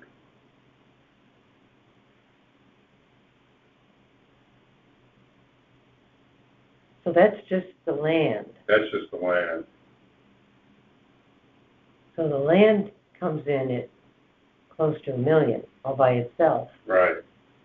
So, So now the issue is that you really can't split this lot up because it's 3 acres in a 2-acre zone. So if you split it in half, you'll have 1.5 acres, which is less than what's required under the zoning regulations. Unless you go through a variance and you have to go through all the process of trying to survey the property and engineer it and so on so that you can do it. So that's why I basically appraised it the same way. I appraised it as 2 acres, and then I made an adjustment for the excess land. So if you can see here, you got the 2 acres, say I did it as 2 acres, and then down here, I did an excess 1.1 acres, and then I made the adjustments. The reason why I did it this way, because that's basically how Tyler did it. Tyler said 2 acres at so many dollars per square, so many dollars. the 2 acres you can Right, stake your, right. you know. Right. It is Yeah. 2 acres, So it's then it made legal, you know. So the excess land is worth something, right? To a owner, probably, Right, depending on how nice it is, and exactly. you could put a pool on it. So I said that, Right. yeah, so I'm saying that that's worth something, but it's not worth a tremendous amount. So I made an adjustment of $50,000 for the excess acreage. But when you look at the comparables, I mean, I have one right here on 711 Reading Road that sold for $815,000. So go on, go ahead. All right, 2 acres. The house was 1,576 square feet, which is very close in size to the subject. That's number one. Okay. 75 Reading Road, okay. And it's a 3-bedroom, 2-bath. Very similar size to the subject. That's sold for $815,000. So I didn't have to make an adjustment for the 2 acres, but I did make an adjustment for the excess acreage, $50,000.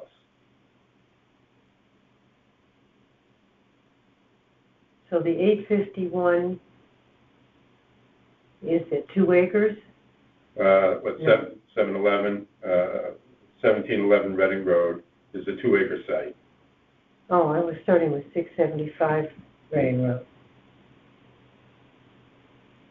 This one, Yes, that's a 2-acre site, right. okay. Let's see. So there's no adjustment required?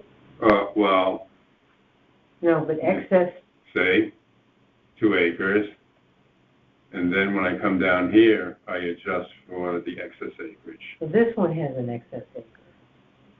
That's the subject, yes. The subject has 1.1 acres excess. Okay. This one doesn't. So there's the adjustment there, see it? None. But I'm getting myself confused here. 675 Reading Road is the subject. Right. Um, And 711 Reading Road, which is up the road a little bit. that's, yes.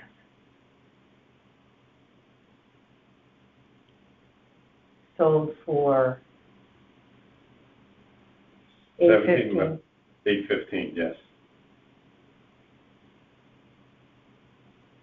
And is it no excess acreage? No excess acreage on that one, so I had to add the excess acreage, Gotcha. all right, to balance it out. Got it.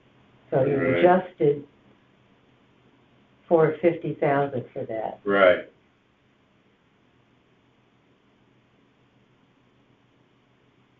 Okay. Then I have Wildfire 203, Wildflowers that sold for $925.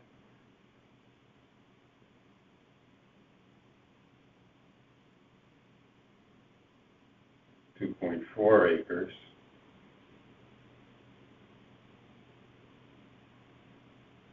Sold at $925. $925, but that was a bigger house.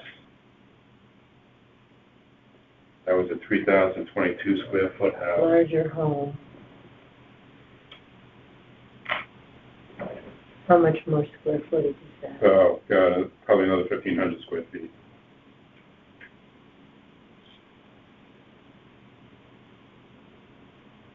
Okay. And it had an extra bath and an extra half bath. Okay. And that was in above average condition. So after we made adjustments to that one, it came in with like 877.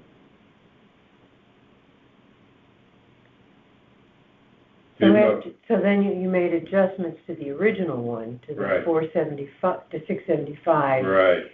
to bring it up to Because this. this was bigger, so I had to adjust for the larger size, Mm-hmm. right? And I had to adjust for the extra full bath and half bath, okay? So this was a superior house at $925. So then this brought 675 to what number? So 925, after the adjustment came down to 877.5. We're looking at comp number 2, yeah. Mm-hmm. Came down to 877.563.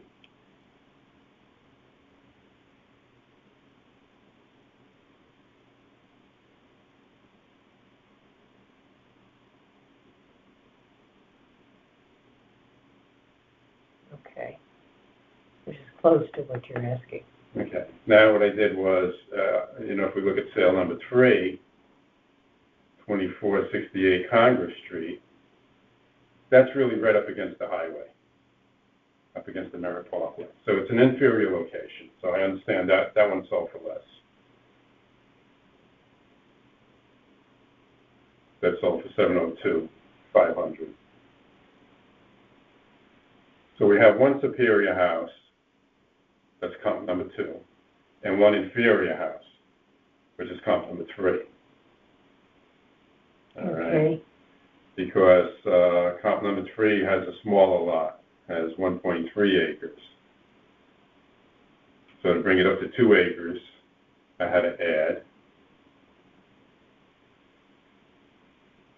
Then I had to add again, to bring it up to 3 acres. That's what it was, where I have excess acreage. So this adjusted to 843, 877? Yes. And then I threw a 4th comp in.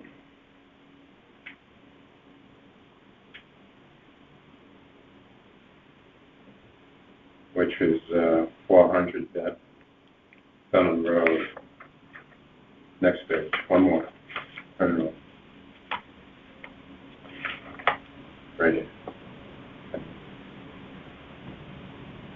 Again, we're in the neighborhood, it's a little over a half mile away from the subject. And this one sold for $780,000. Again, a smaller lot.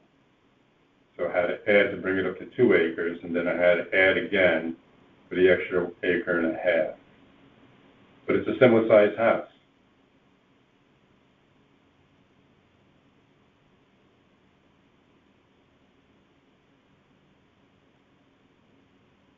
Okay, This one did have, so you adjusted it for what, the acreage? Yeah. And, 2 times. One, because it's 1.2 acres, so bring it up to 2 acres, I added. And then to bring it up to 3 acres, I added the $50,000. okay, and so it came in at an adjusted value of? 847, 831. 831. Want me to highlight that for you? No, it's all I could. right. I just circled it. Okay. Is that it? That's basically it for this one.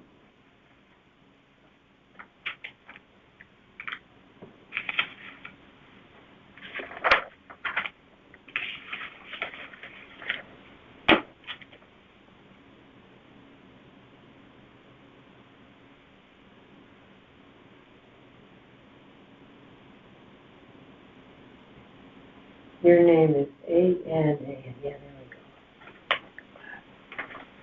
go. All right. I should have a copy of my license in there. My license is in there. Yes, there it is. Okay. Which I just had to renew, so.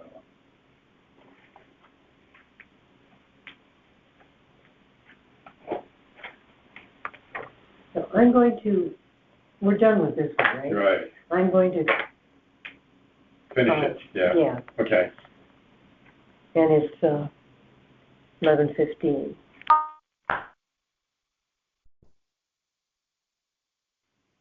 It's now 11:16, and I'm starting appeal number 599 at 645 Reading Road. And I have with me Joseph and Annie. Joseph. I'll get the name later, All the right. spelling later. All right. And, I'll give it to you now. A-N-A, okay, N-I-A.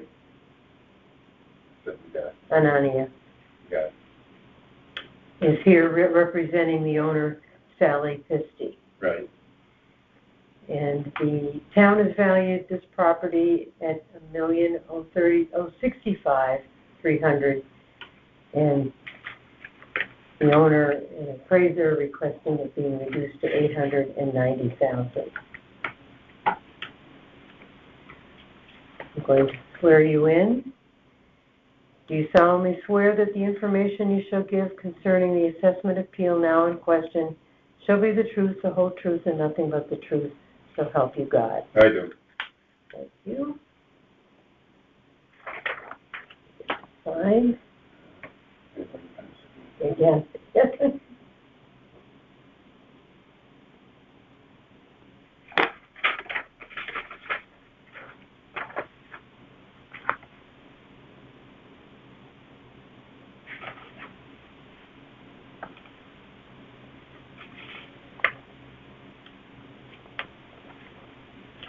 Okay. So, what would you like to tell me about this property and why Okay. you've valued it a couple $100,000 lower? Yes. Okay. Well, to start off, as before, this is a 3.1 acre piece of land, very similar to the last one. Building is 1,684 square feet, very similar in size to the last house. 1,684 square feet. 6 rooms, 3 bedrooms, and 3 full bedrooms.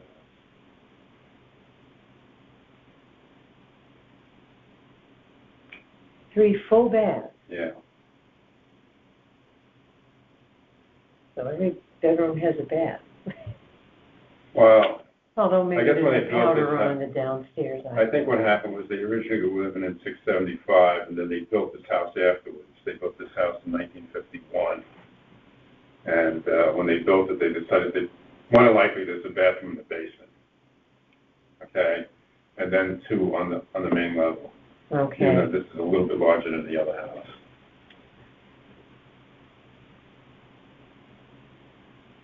And it has basically a full finished basement.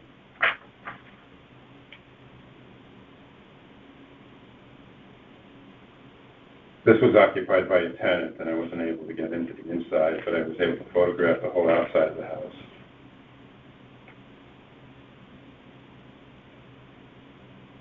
Apparently, had a very busy schedule.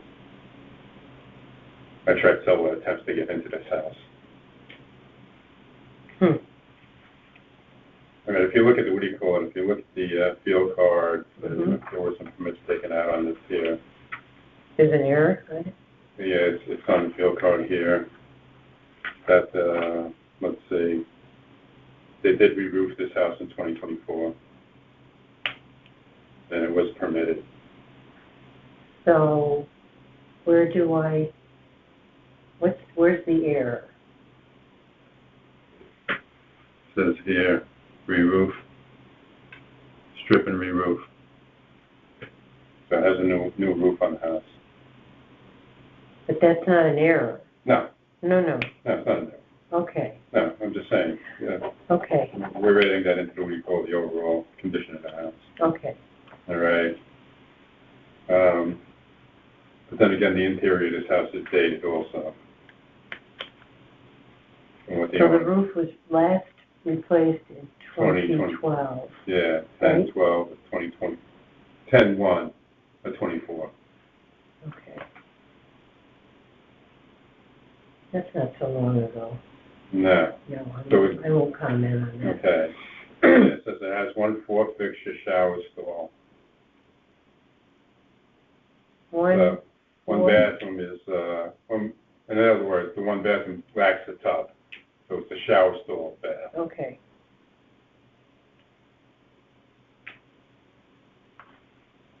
And it has a walkout basement. Which according to them, Okay, walkout basement? walkout basement, and let's see what it says here. It is basement finished, 777 square feet. 777 square Yes. feet? Yeah. It's finished. We Right. don't know to what level or quality. Let's see, do they have anything here towards the quality? It just says basement finish. Okay, Unit cost $27.86 a square foot. All right, which is about average, you know. the total unit square footage is, Well, not including the basement. Not including the basement, the Including size of the basement. house is 1,684. 1068, Four. 1,684 square feet. Square feet. Mhm. All right. Does have a one-car garage, and it's got two decks. Is it attached or detached? EFP, yes, it's attached. Well, it's attached by an enclosed porch.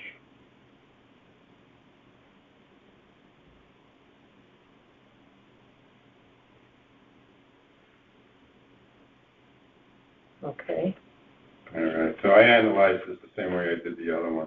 Here's a copy of the report.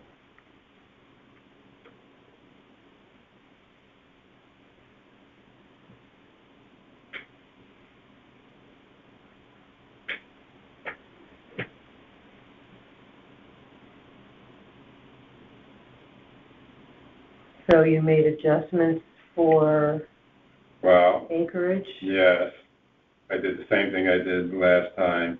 I valued it as a 2-acre site, and then afterwards I adjusted for the 1.1 excess acreage, just like the town did, Okay, okay? Just so I could compare apples with apples, mm-hmm, all right? And again, we got the one on 711 Reading Road. It's fairly similar type house on 2 acres. This one had 1,576 square feet, just maybe 100 square feet less than the subject. 3 bedrooms and 2 full baths. So 711 Reading Road, you would say is a similar size? Yes. It's off by about 100 square feet, Yeah, it's pretty close. real close. What about age? Age, it is an older house, 1928 vintage, Okay. and the house was dated from the photos that I saw in the multiple listing service.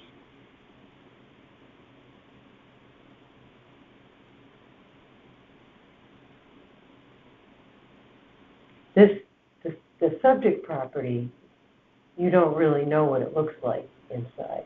No, but from the indication I have it as average, maybe dated. So meaning that even though the house is well maintained, the kitchens and bathrooms are older. Yeah.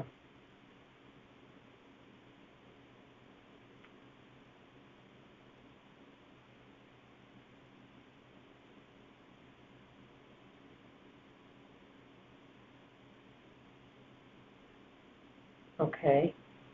All right. Then we go to comparable number 2, which is 203 Wildflower.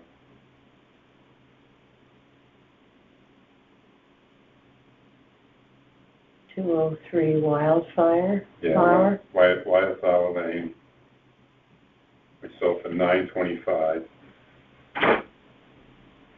Your next appointment is here. We're almost done with this Yeah, last we'll one. be done soon. All right. And this house had some updates to it at $925. Again, it's a larger house. It's about 1,200 square feet larger.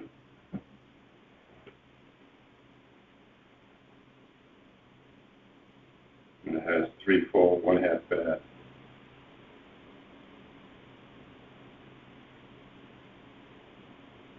Okay. So it is a bigger house. And it's a superior house. And that one sold for $925. It's larger home, but in better condition. Better condition also, yes. So I don't know how you adjusted. Did you adjust it to the Well, price? Yes, I do adjust for what do you call it, the size. Okay. You want to know how I do that? I actually extract out the value of the house, all right? Okay. So I take the sale price. This is for your own knowledge. I take Yep. the sale price of the house. Nobody does this. I spend a lot of time with this.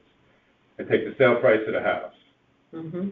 and then I subtract out the land value. So now I just have the value of the house, Mm-hmm. all right? Then I divide that by the square footage, and I come up with a number, all right? That's the dollars per square foot for that house. I do that for all 3 comparables, Yeah. all That right? makes sense. And then I have some numbers to work with to make the adjustment for the size of the house, all right? And if you look all the way down on the bottom, those are my calculations. You see right next to comp 1, Mm-hmm. I have these other numbers. Those are the dollars per square foot. See 'em? Okay. So I can keep track of what's going on when I'm doing these adjustments. So it's not like I just picked the number out of the air. So it adjusted to So what I did was, 857? Is that right? yeah, this one adjusted, after all the adjustments, right, sale number 2 came out to $890,000, $696. Okay. That's number 2. Oh, we're on 2, Wildfire. Okay. Wildflower, yeah, So it adjusted to 890, 696. 696. So Okay. in essence, we're pretty close to what do you call it? These are 2 really good comps. We're pretty close to what the town's saying it's worth, all right? Mhm. But we're still a little short. They're saying it's Still a a little little million plus. I'm saying that we're not going for everything here. I'm saying that maybe we're about $200,000, $150,000, $200,000 off, Mhm. which I think is fair, because actually they didn't get into the house either, and I don't think they do as extensive work, when they come up with these numbers. So again, I think it's fair. The numbers are fair that I'm working And you with. did 2468 Congress Street as well. Again, and that was an inferior location, because that's right up against the highway. And it has a smaller lot.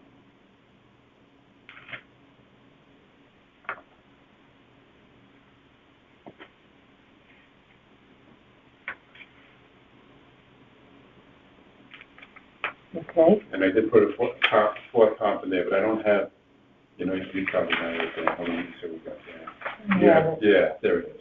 Dunham Road. Yeah.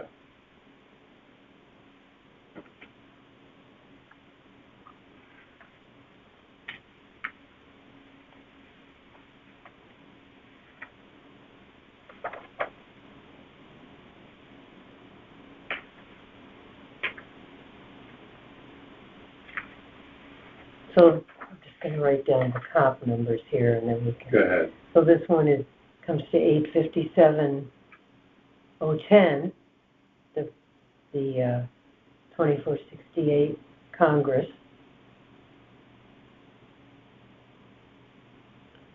And Dunham Road comes to 633,845. I'll highlight it for you.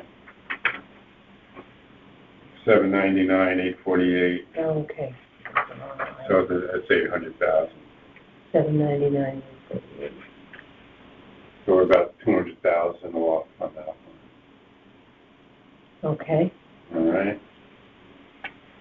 And that's it in a That's a nutshell. good story. Okay. A lot of work for these things, It's like, Mm-hmm. I just don't shoot from the hip when I do these. So a lot of guys say, 50,000 for this, 10,000 for that, but I try to actually get down to the nitty-gritty of these things. Well, but to the best of your ability. Right, exactly. So all your comps come in. Now the one came in to 898, 890, just about the same as the requested value. Right. But the others came in lower, right? Yes, the other ones came in low. They said the subject is worth 1 million and something. Hold on, let's see what they said. Adjusted for acreage, Right. number one, adjusted for acreage. I didn't write the number down, what it ended up with. Yeah. 931,100? Yeah. And they're saying that this is worth, they're saying it's worth 1,065,300. Okay. So, But comp again, number one came in at 931,100 though, correct? let's see.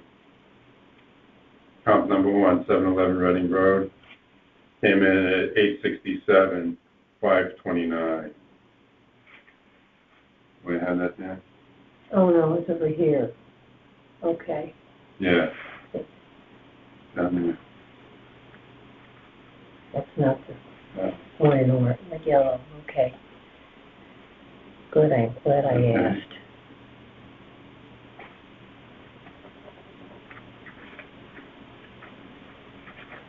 So your comps are all in the same ballpark. I try to stay in the neighborhood, Yeah. okay? I try to stay within the same size, which is difficult, Yep. and age and condition. It's hard. I mean, there's a lot of juggling you have to do when you do these. Every now and then you got a neighborhood that's all the same, Right. like my condo development. There are 20 homes exactly the same Same. floor plan. The only difference is whether people have done the kitchen or I just bathroom. did one earlier that's a cape, and I had three capes, one Bing, bing, bing. block away. Yeah. Yeah, so. Every now and then you get one like that. You but- get an easy one, once in a while, yes. Okay. All right, Well, so I'm you gonna shut that off now? Shut or- this off at 11:33.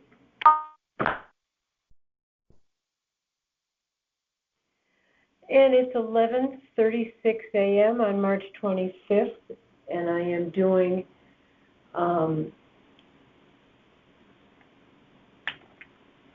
appeal number 552, at 197 Bulkley Drive. My name is Laura O'Brien, and I have with me, Tara Learman. who is the owner. Myself and my husband, yes, are both owners. Okay. And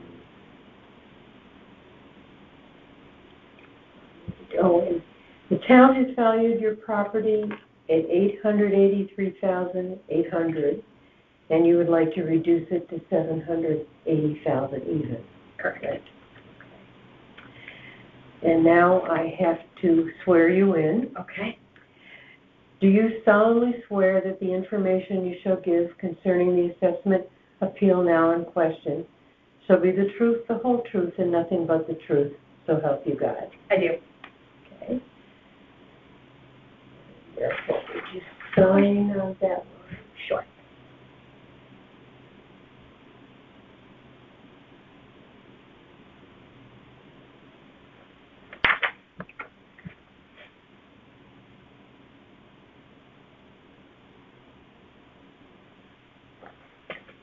Okay, so now it's your turn. Oh, it's my turn. What would you like, what's Tell your you about- reason? okay. So, okay, I've provided some comps. They've also provided some photos of, I know this is just a small part of it, but the first thing, just because this is just very easy to show, is that we have a, just let me see where I put my field card, sorry. There we go. Okay. They have an out structure, like a shed, which is appraised at $1,200, assessed at $840, and it's not really a functional. It's not a functional shed or outbuilding, as they call it. It's, to show you pictures, it's kind of just not in any condition to be usable in any way. These are the pictures of the roof and the holes in the roof, so it's not a usable structure. And try to find it on the field card. Sure. It's over here where they have the current assessment underneath the residential land and dwelling, the outbuilding. They also have it, I believe, on the other side underneath shed. I believe that's the same thing, because it looks like they're both assessed at $1,200. Appraised, rather, sorry, at $1,200. Both? So I think it's the same one. I think they listed here, and then I think they also listed here. So outbuilding. Resident outbuilding appraised at $1,200, and it's not, again, a functional structure. It's full of holes and big. 1,200. Right. So that's just the first thing. Do you have any idea whether they actually walked the property? No idea. No idea. Okay. If they did, I wasn't there when they did it, so I really don't know.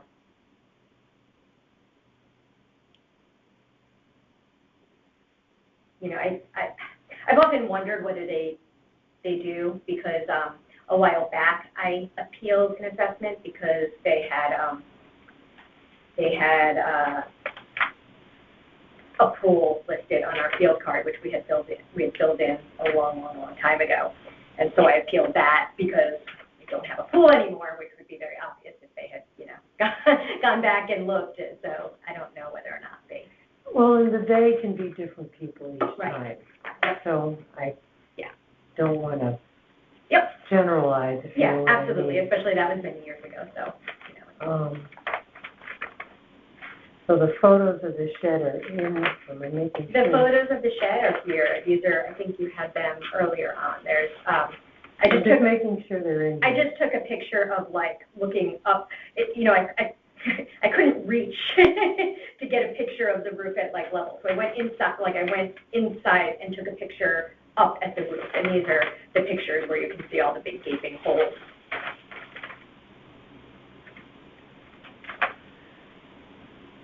Large holes in the roof. Mm-hmm. And also siding, right, the side? I'm not sure if there are holes on the side. I just know that the roof Okay. is full of these big, huge holes. It's just totally, I don't know, if you don't have all of the pictures, then No, take I what you don't have have. all of them, but these, instead of finding them again. Is this still the roof, or is Yep. this on the side? Yep, that's all the roof, different parts of the roof. Why haven't you torn it down? Just haven't gotten, it's kind of one of those things that we are like, it's like on the to-do list, and just kind of never got around to it. I'm just gonna add general disrepair. Gaping holes, not usable.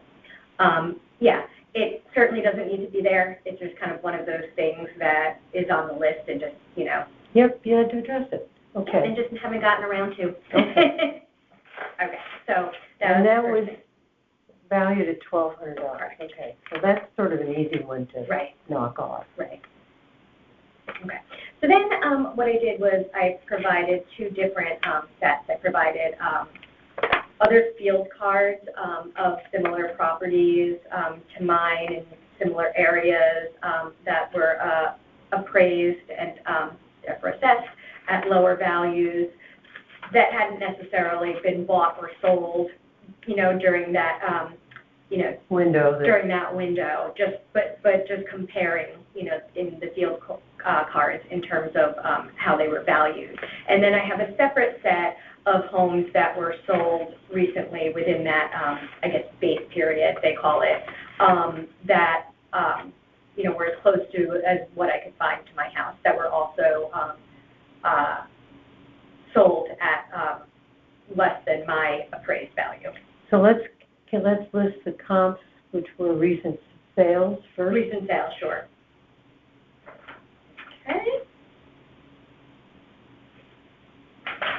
Okay, so we have, okay,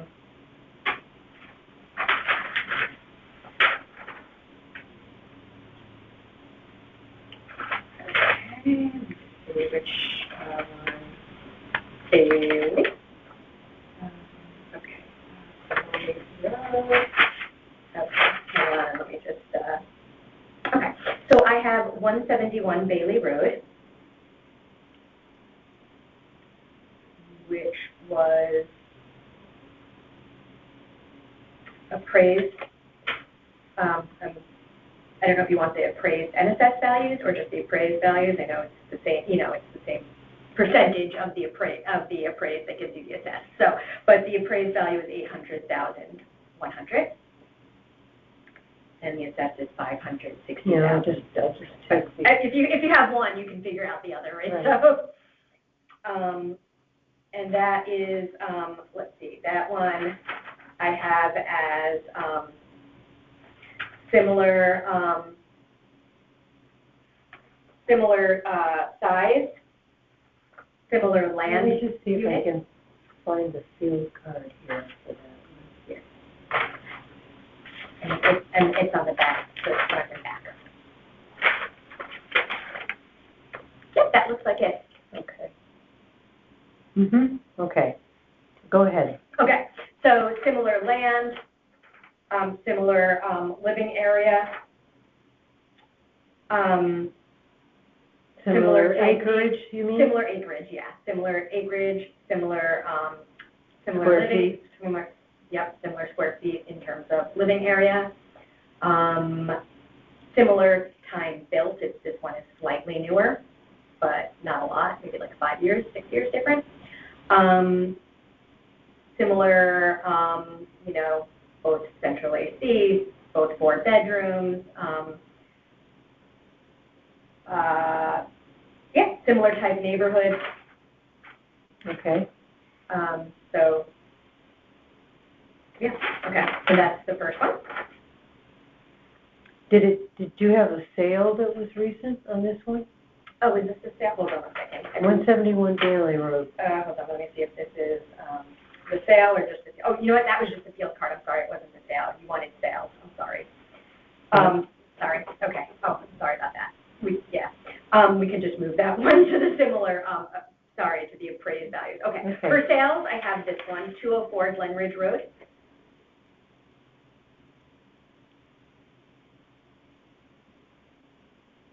Okay, Okay.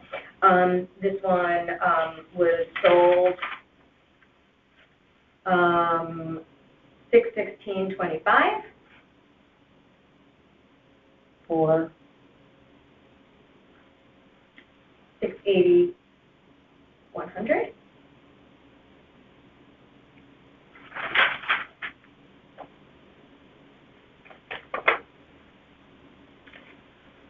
That's this.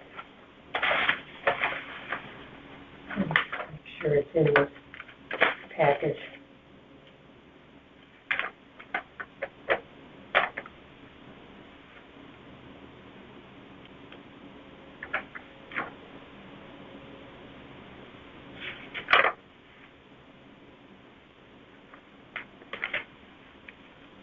My eyes are getting tired.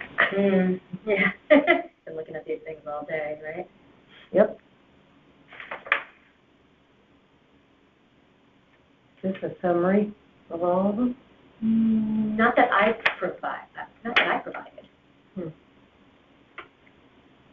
There's Glen Ridge. Okay. Does it have the picture of the house, too? Because you're,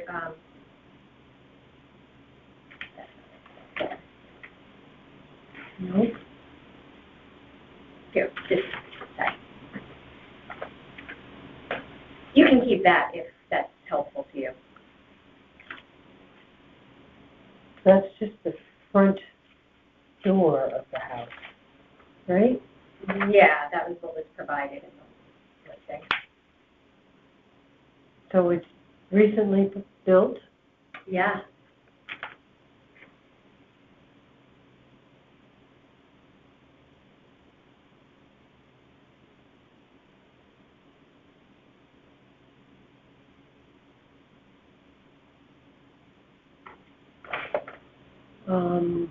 What else do you want to point out about that one? Just that it's nearby, very close nearby to where I live, walkable to where I live.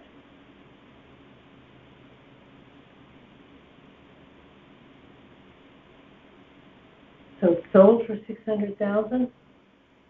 Yes.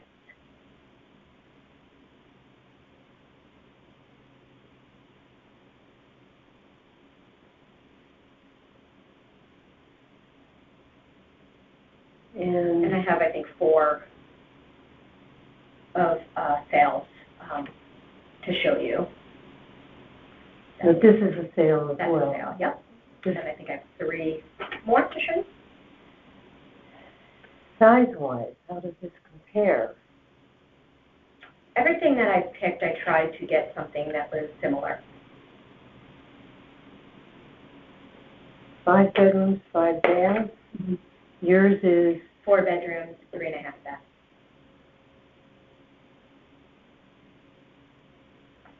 yours is Bulkley Road. Bulkley Drive, yeah. It's Bulkley. Yeah. Everybody gets that wrong. Everybody thinks it's Buckley. But No, yeah, it's Bulkley Drive.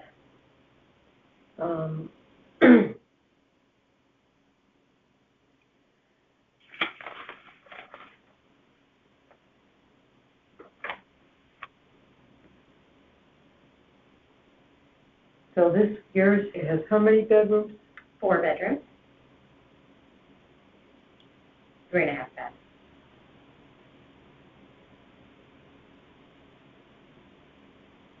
How many baths? 3.5.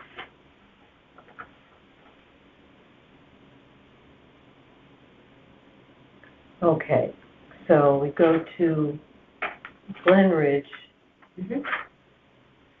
and it's 5 bedrooms, 5 baths. Mm-hmm. Yes.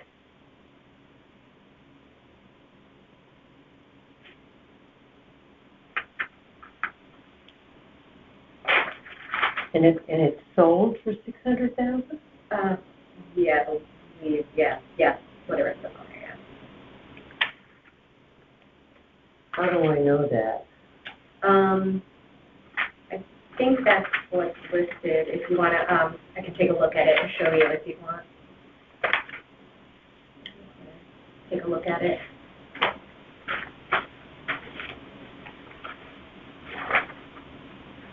Here we go. 6/16/25, 6.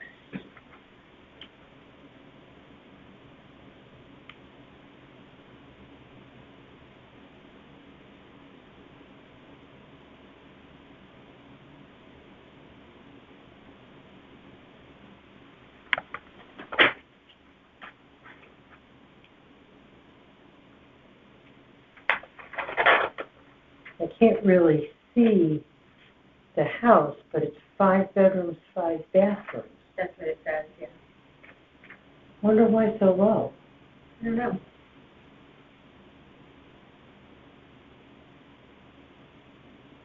I have some other comps that are in the 700s and one that's in the 600s.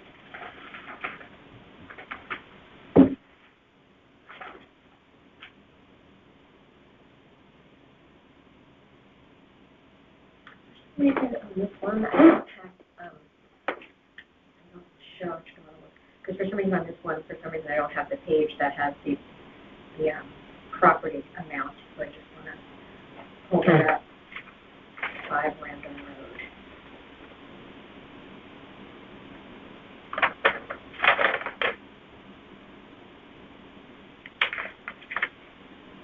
Road. Okay. And then what else do you have? Okay, so this one is 5 Random Road. I'm just looking to see what the acreage is, because for some reason I copied the front page of the field card twice and not the back side that has the property. I don't know, little error. So I just want to quickly check to see I mean, it looks like it's on a decent plot, but okay. So this is. Mm-hmm.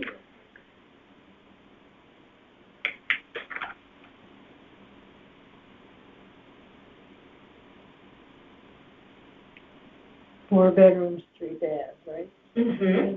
4 bedrooms, 3 baths.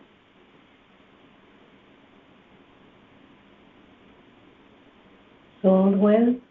This one was sold, hang on, that's on the back of the field card. Give me 1 second and I'll pull that up. I must have made a mistake and only printed the front page twice. Why is this not coming up? Let me try to get to the town of Fairfield. I just need to get to the page, the vision appraisal page, town of Fairfield. Sorry about that. I didn't realize that I didn't have that error. Okay.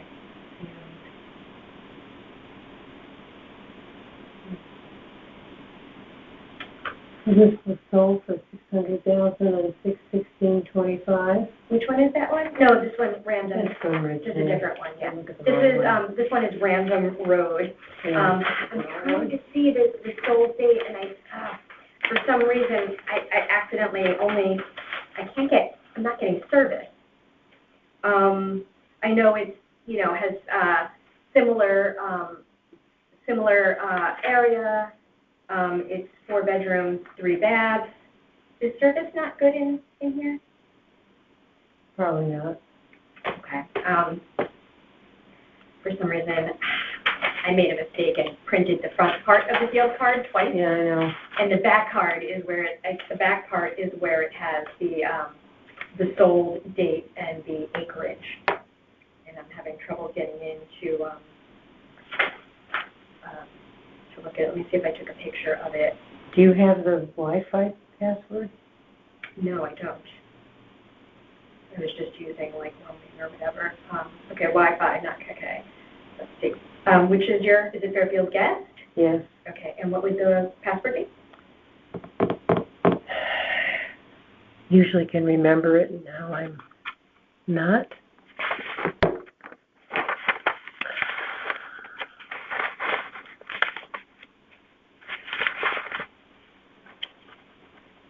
Happy?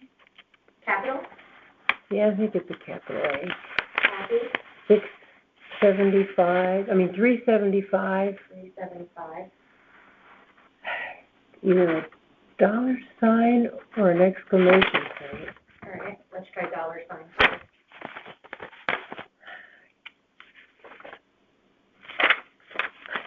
Exclamation point. You think it's exclamation point? Okay. Oh, wait. It's trying to. Nope. Okay, so let's try it again. Happy. 375? 375, exclamation point. Let's try that one. Okay, looks like I'm in. So, now let me just try to quickly pull that up. Sorry about that. Town of Fair. Okay. Okay, this should be good. Okay, so now let's go to assessment.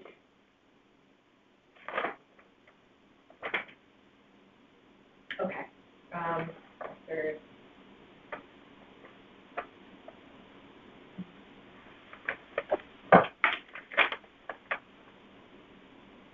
okay.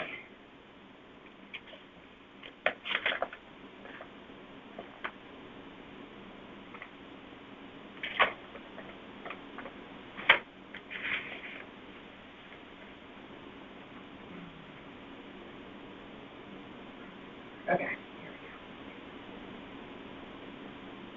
go. Okay, so I'm looking for 5 Random Road.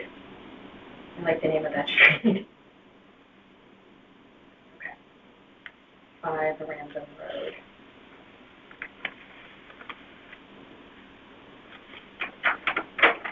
Okay, I'm just about there. Sorry for the delay.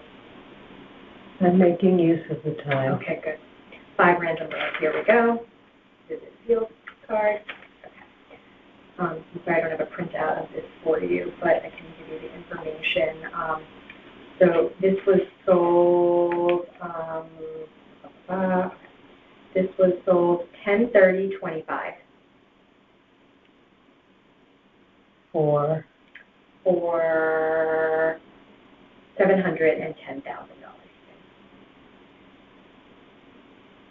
okay.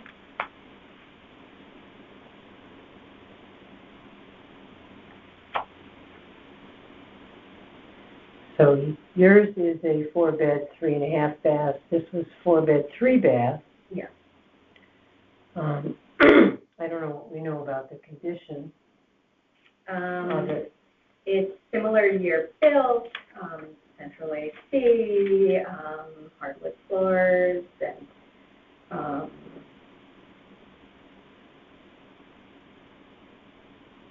fireplace. You know,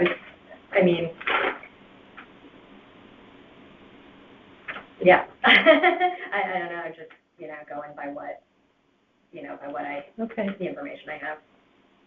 Okay. The next one is 64 Paper Mill Lane.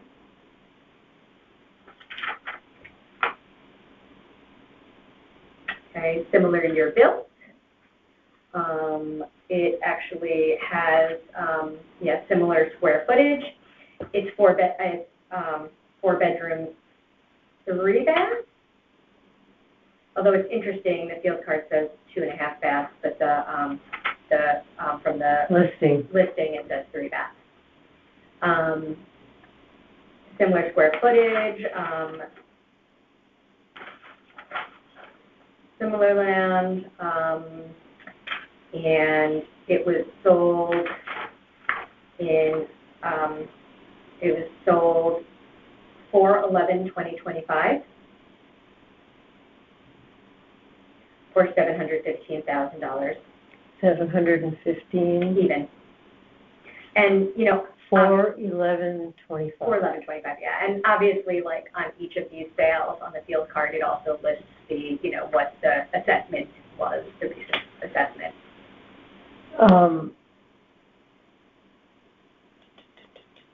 Does this have a similar square feet? Yeah, Okay. yeah. It's hard to find exactly, but, I tried to find Oh, I things know. that were similar. I get that. Yeah, similar type street, similar type neighborhood.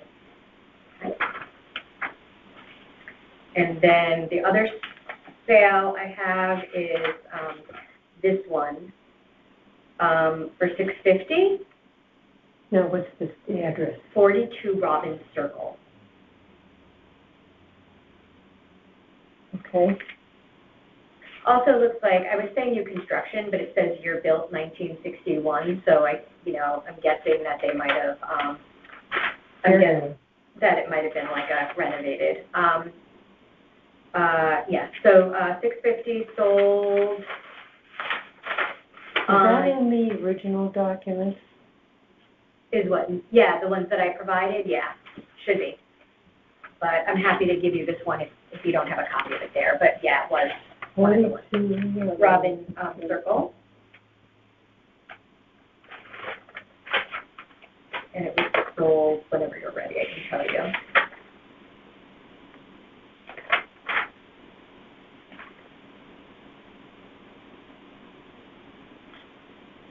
Here it is. Okay, how much did it So sold 7,925. Why did I put 650 down? That was, No, I'm telling you the date. The date was 7/9/25, July Okay. 9/25. And the amount, the price is $650,000. got it. Easy mistake, understandable. I'm just got numbers going Yeah, no, well, every which way with me it's in like the today. ballpark, so that's understandable. Mm-hmm. Okay. Is that, And that's the Robin Circle one. so you have 4? Yep. Yep, 4 sales, and then 4 I have that are just comps for, in terms of, how they were appraised in comparison to how mine was appraised, but not necessarily, a recent sale. We prefer the The sales? sales Okay. comp. Gotcha. It's real. Mhm. That's what it actually went for. I got it. Do you want me to go through these with you, or I can, No, you could just, are they in here? I have it here, and if you don't have this, you can I keep think it. I do. These are the comps that I have, are 430 Nona Podge Road, and I listed them out, 171 Bailey. But they're not recent sales, They're not recent sales that I'm aware of. I just, let me see, this one, because I think this is in the package. actually, this one is actually. These are the ones? Yeah, actually, 430 Nona Podge Road did sell on 11/13/2025 for $799.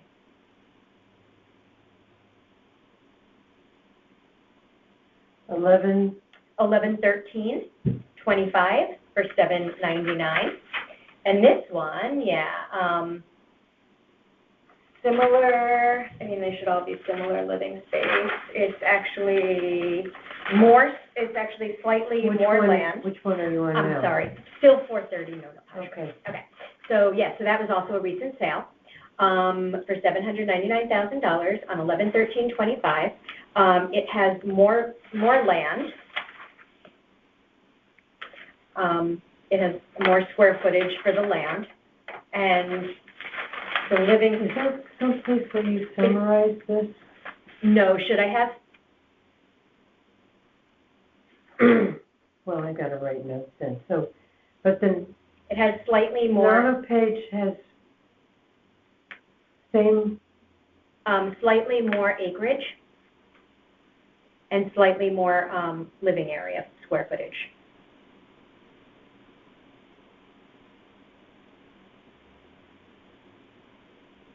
okay. The other things look the same, hardwood carpet, central AC. It has 4 bedrooms, 3 baths.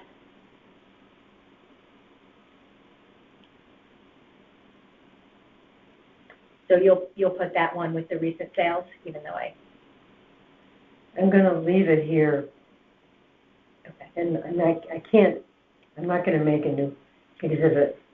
I know what I know. Okay, so should we list it on there or no? As a recent sale? We can. Okay.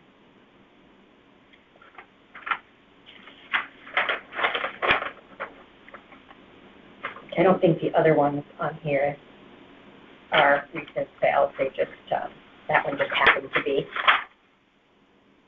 Yeah, these ones aren't recent. They're the 3 that I have aren't recent sales, but I can quickly tell you the 171 Bailey, the 166 Bailey, and the 107 Cummings. What about them? Those are not recent sales. I know, but that's the one. Can I have the other packets that I need to be into? What? The packets I need to, Those all need numbers on them. thank you. Okay. So, are we done with the 430 no Paj? Yes? Okay, and you were able to put it on there, thank you, I appreciate it. On the recent sales, okay. So then the other one is, what do we have, 171 Bailey? Mm-hmm. That one was, should I tell you quickly, just the appraised value was 800,100.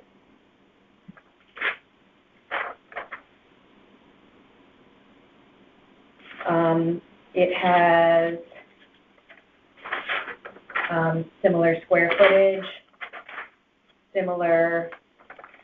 very similar land, almost the same land. Okay. Okay, and then the next one is 107 Colonies. That would be this one, okay. And that one is also 4 bedrooms, 3.5 baths. What's Oh, the I'm appraised? sorry. The appraised is 810,700. Okay. Okay. The square footage is, the land, the acreage is practically the same. And square footage too? And the square footage is almost the same. Also 4 bedrooms, 3.5 baths, similar type, similar year built, central air, hardwood cover, I mean, all the same. They have gas, we have oil heat, I don't know if that makes a difference, but, and then. So, but these dollars are all appraised values.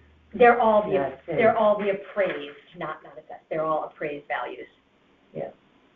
Whereas mine was appraised at 883,800. Okay. And then the last one was 166 Bailey. Mm-hmm. Okay. So 166 Bailey is appraised at 839,800. It has a little more acreage. It has, it has 22,500 square feet. Mine has 20,500. Is that acreage or square feet? I'm sorry, no, I got mine wrong. That's the acreage. Mine has 20,650. They have 22,500. I'm sorry. Sorry about that. 22,500 what? Their acreage, square foot for the outside. Okay. And their living area is slightly more, I think. Yeah, they have 20. It's very similar, but the living area. They also have 5 bedrooms, 3 baths. Okay, that's enough. Okay. Okay. Okay. I overloaded you. A long morning. I know. And she's Really mad at me. Oh. Sorry, I don't want to get you in trouble. It's still being recorded, so. Okay. I think we have plenty. Great, and Here. you put that notified on. Great, perfect. Okay. So Is what, there anything else that you have the that I list? don't have? Do you have the list? This just are the explanations of what was provided in the packet. Those are in here. And you have the 3 pictures of the shed, of the roof that's kind of disintegrated. Mm-hmm. Okay, and then you should have 5 sale comps, as it turns out, because we added that other one. Yes. Okay, 1, so 2, actually, 3, 4, 5. yeah, 5, because we added the no-Paj one, because, Right. right, okay, and then 3, I think, that are not sales, but were just comparisons of appraised value. The board will be much more interested in the sales. Okay, well, I'm glad then we added the no-Paj to the sales. Because they're real. Yes, yeah, You know, but actually, they the actually got, appraisal is an estimate, yep, you know. I get it, that makes sense. So what's the process from here? Do I wait and, We have to finish all of these. We had 911 is appeals. that a record? I'm sure it is. And then the board meets and goes over each one and decides what we would change this to. Okay. And that takes some time. Is there any estimate with when they get back to you by, or? Won't be for a few weeks. Oh, yeah, I wouldn't expect it would be before then. I Okay. just, They call, they email, they send a letter? I'm pretty sure it's a letter. Okay, probably. I'm pretty sure it's in the mail. Okay, great. So, appeal number on everything. Oh, okay. What is my phone number? 552?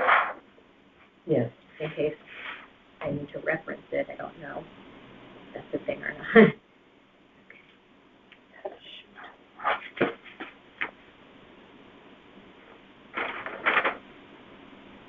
You may leave. Okay, you're done with me.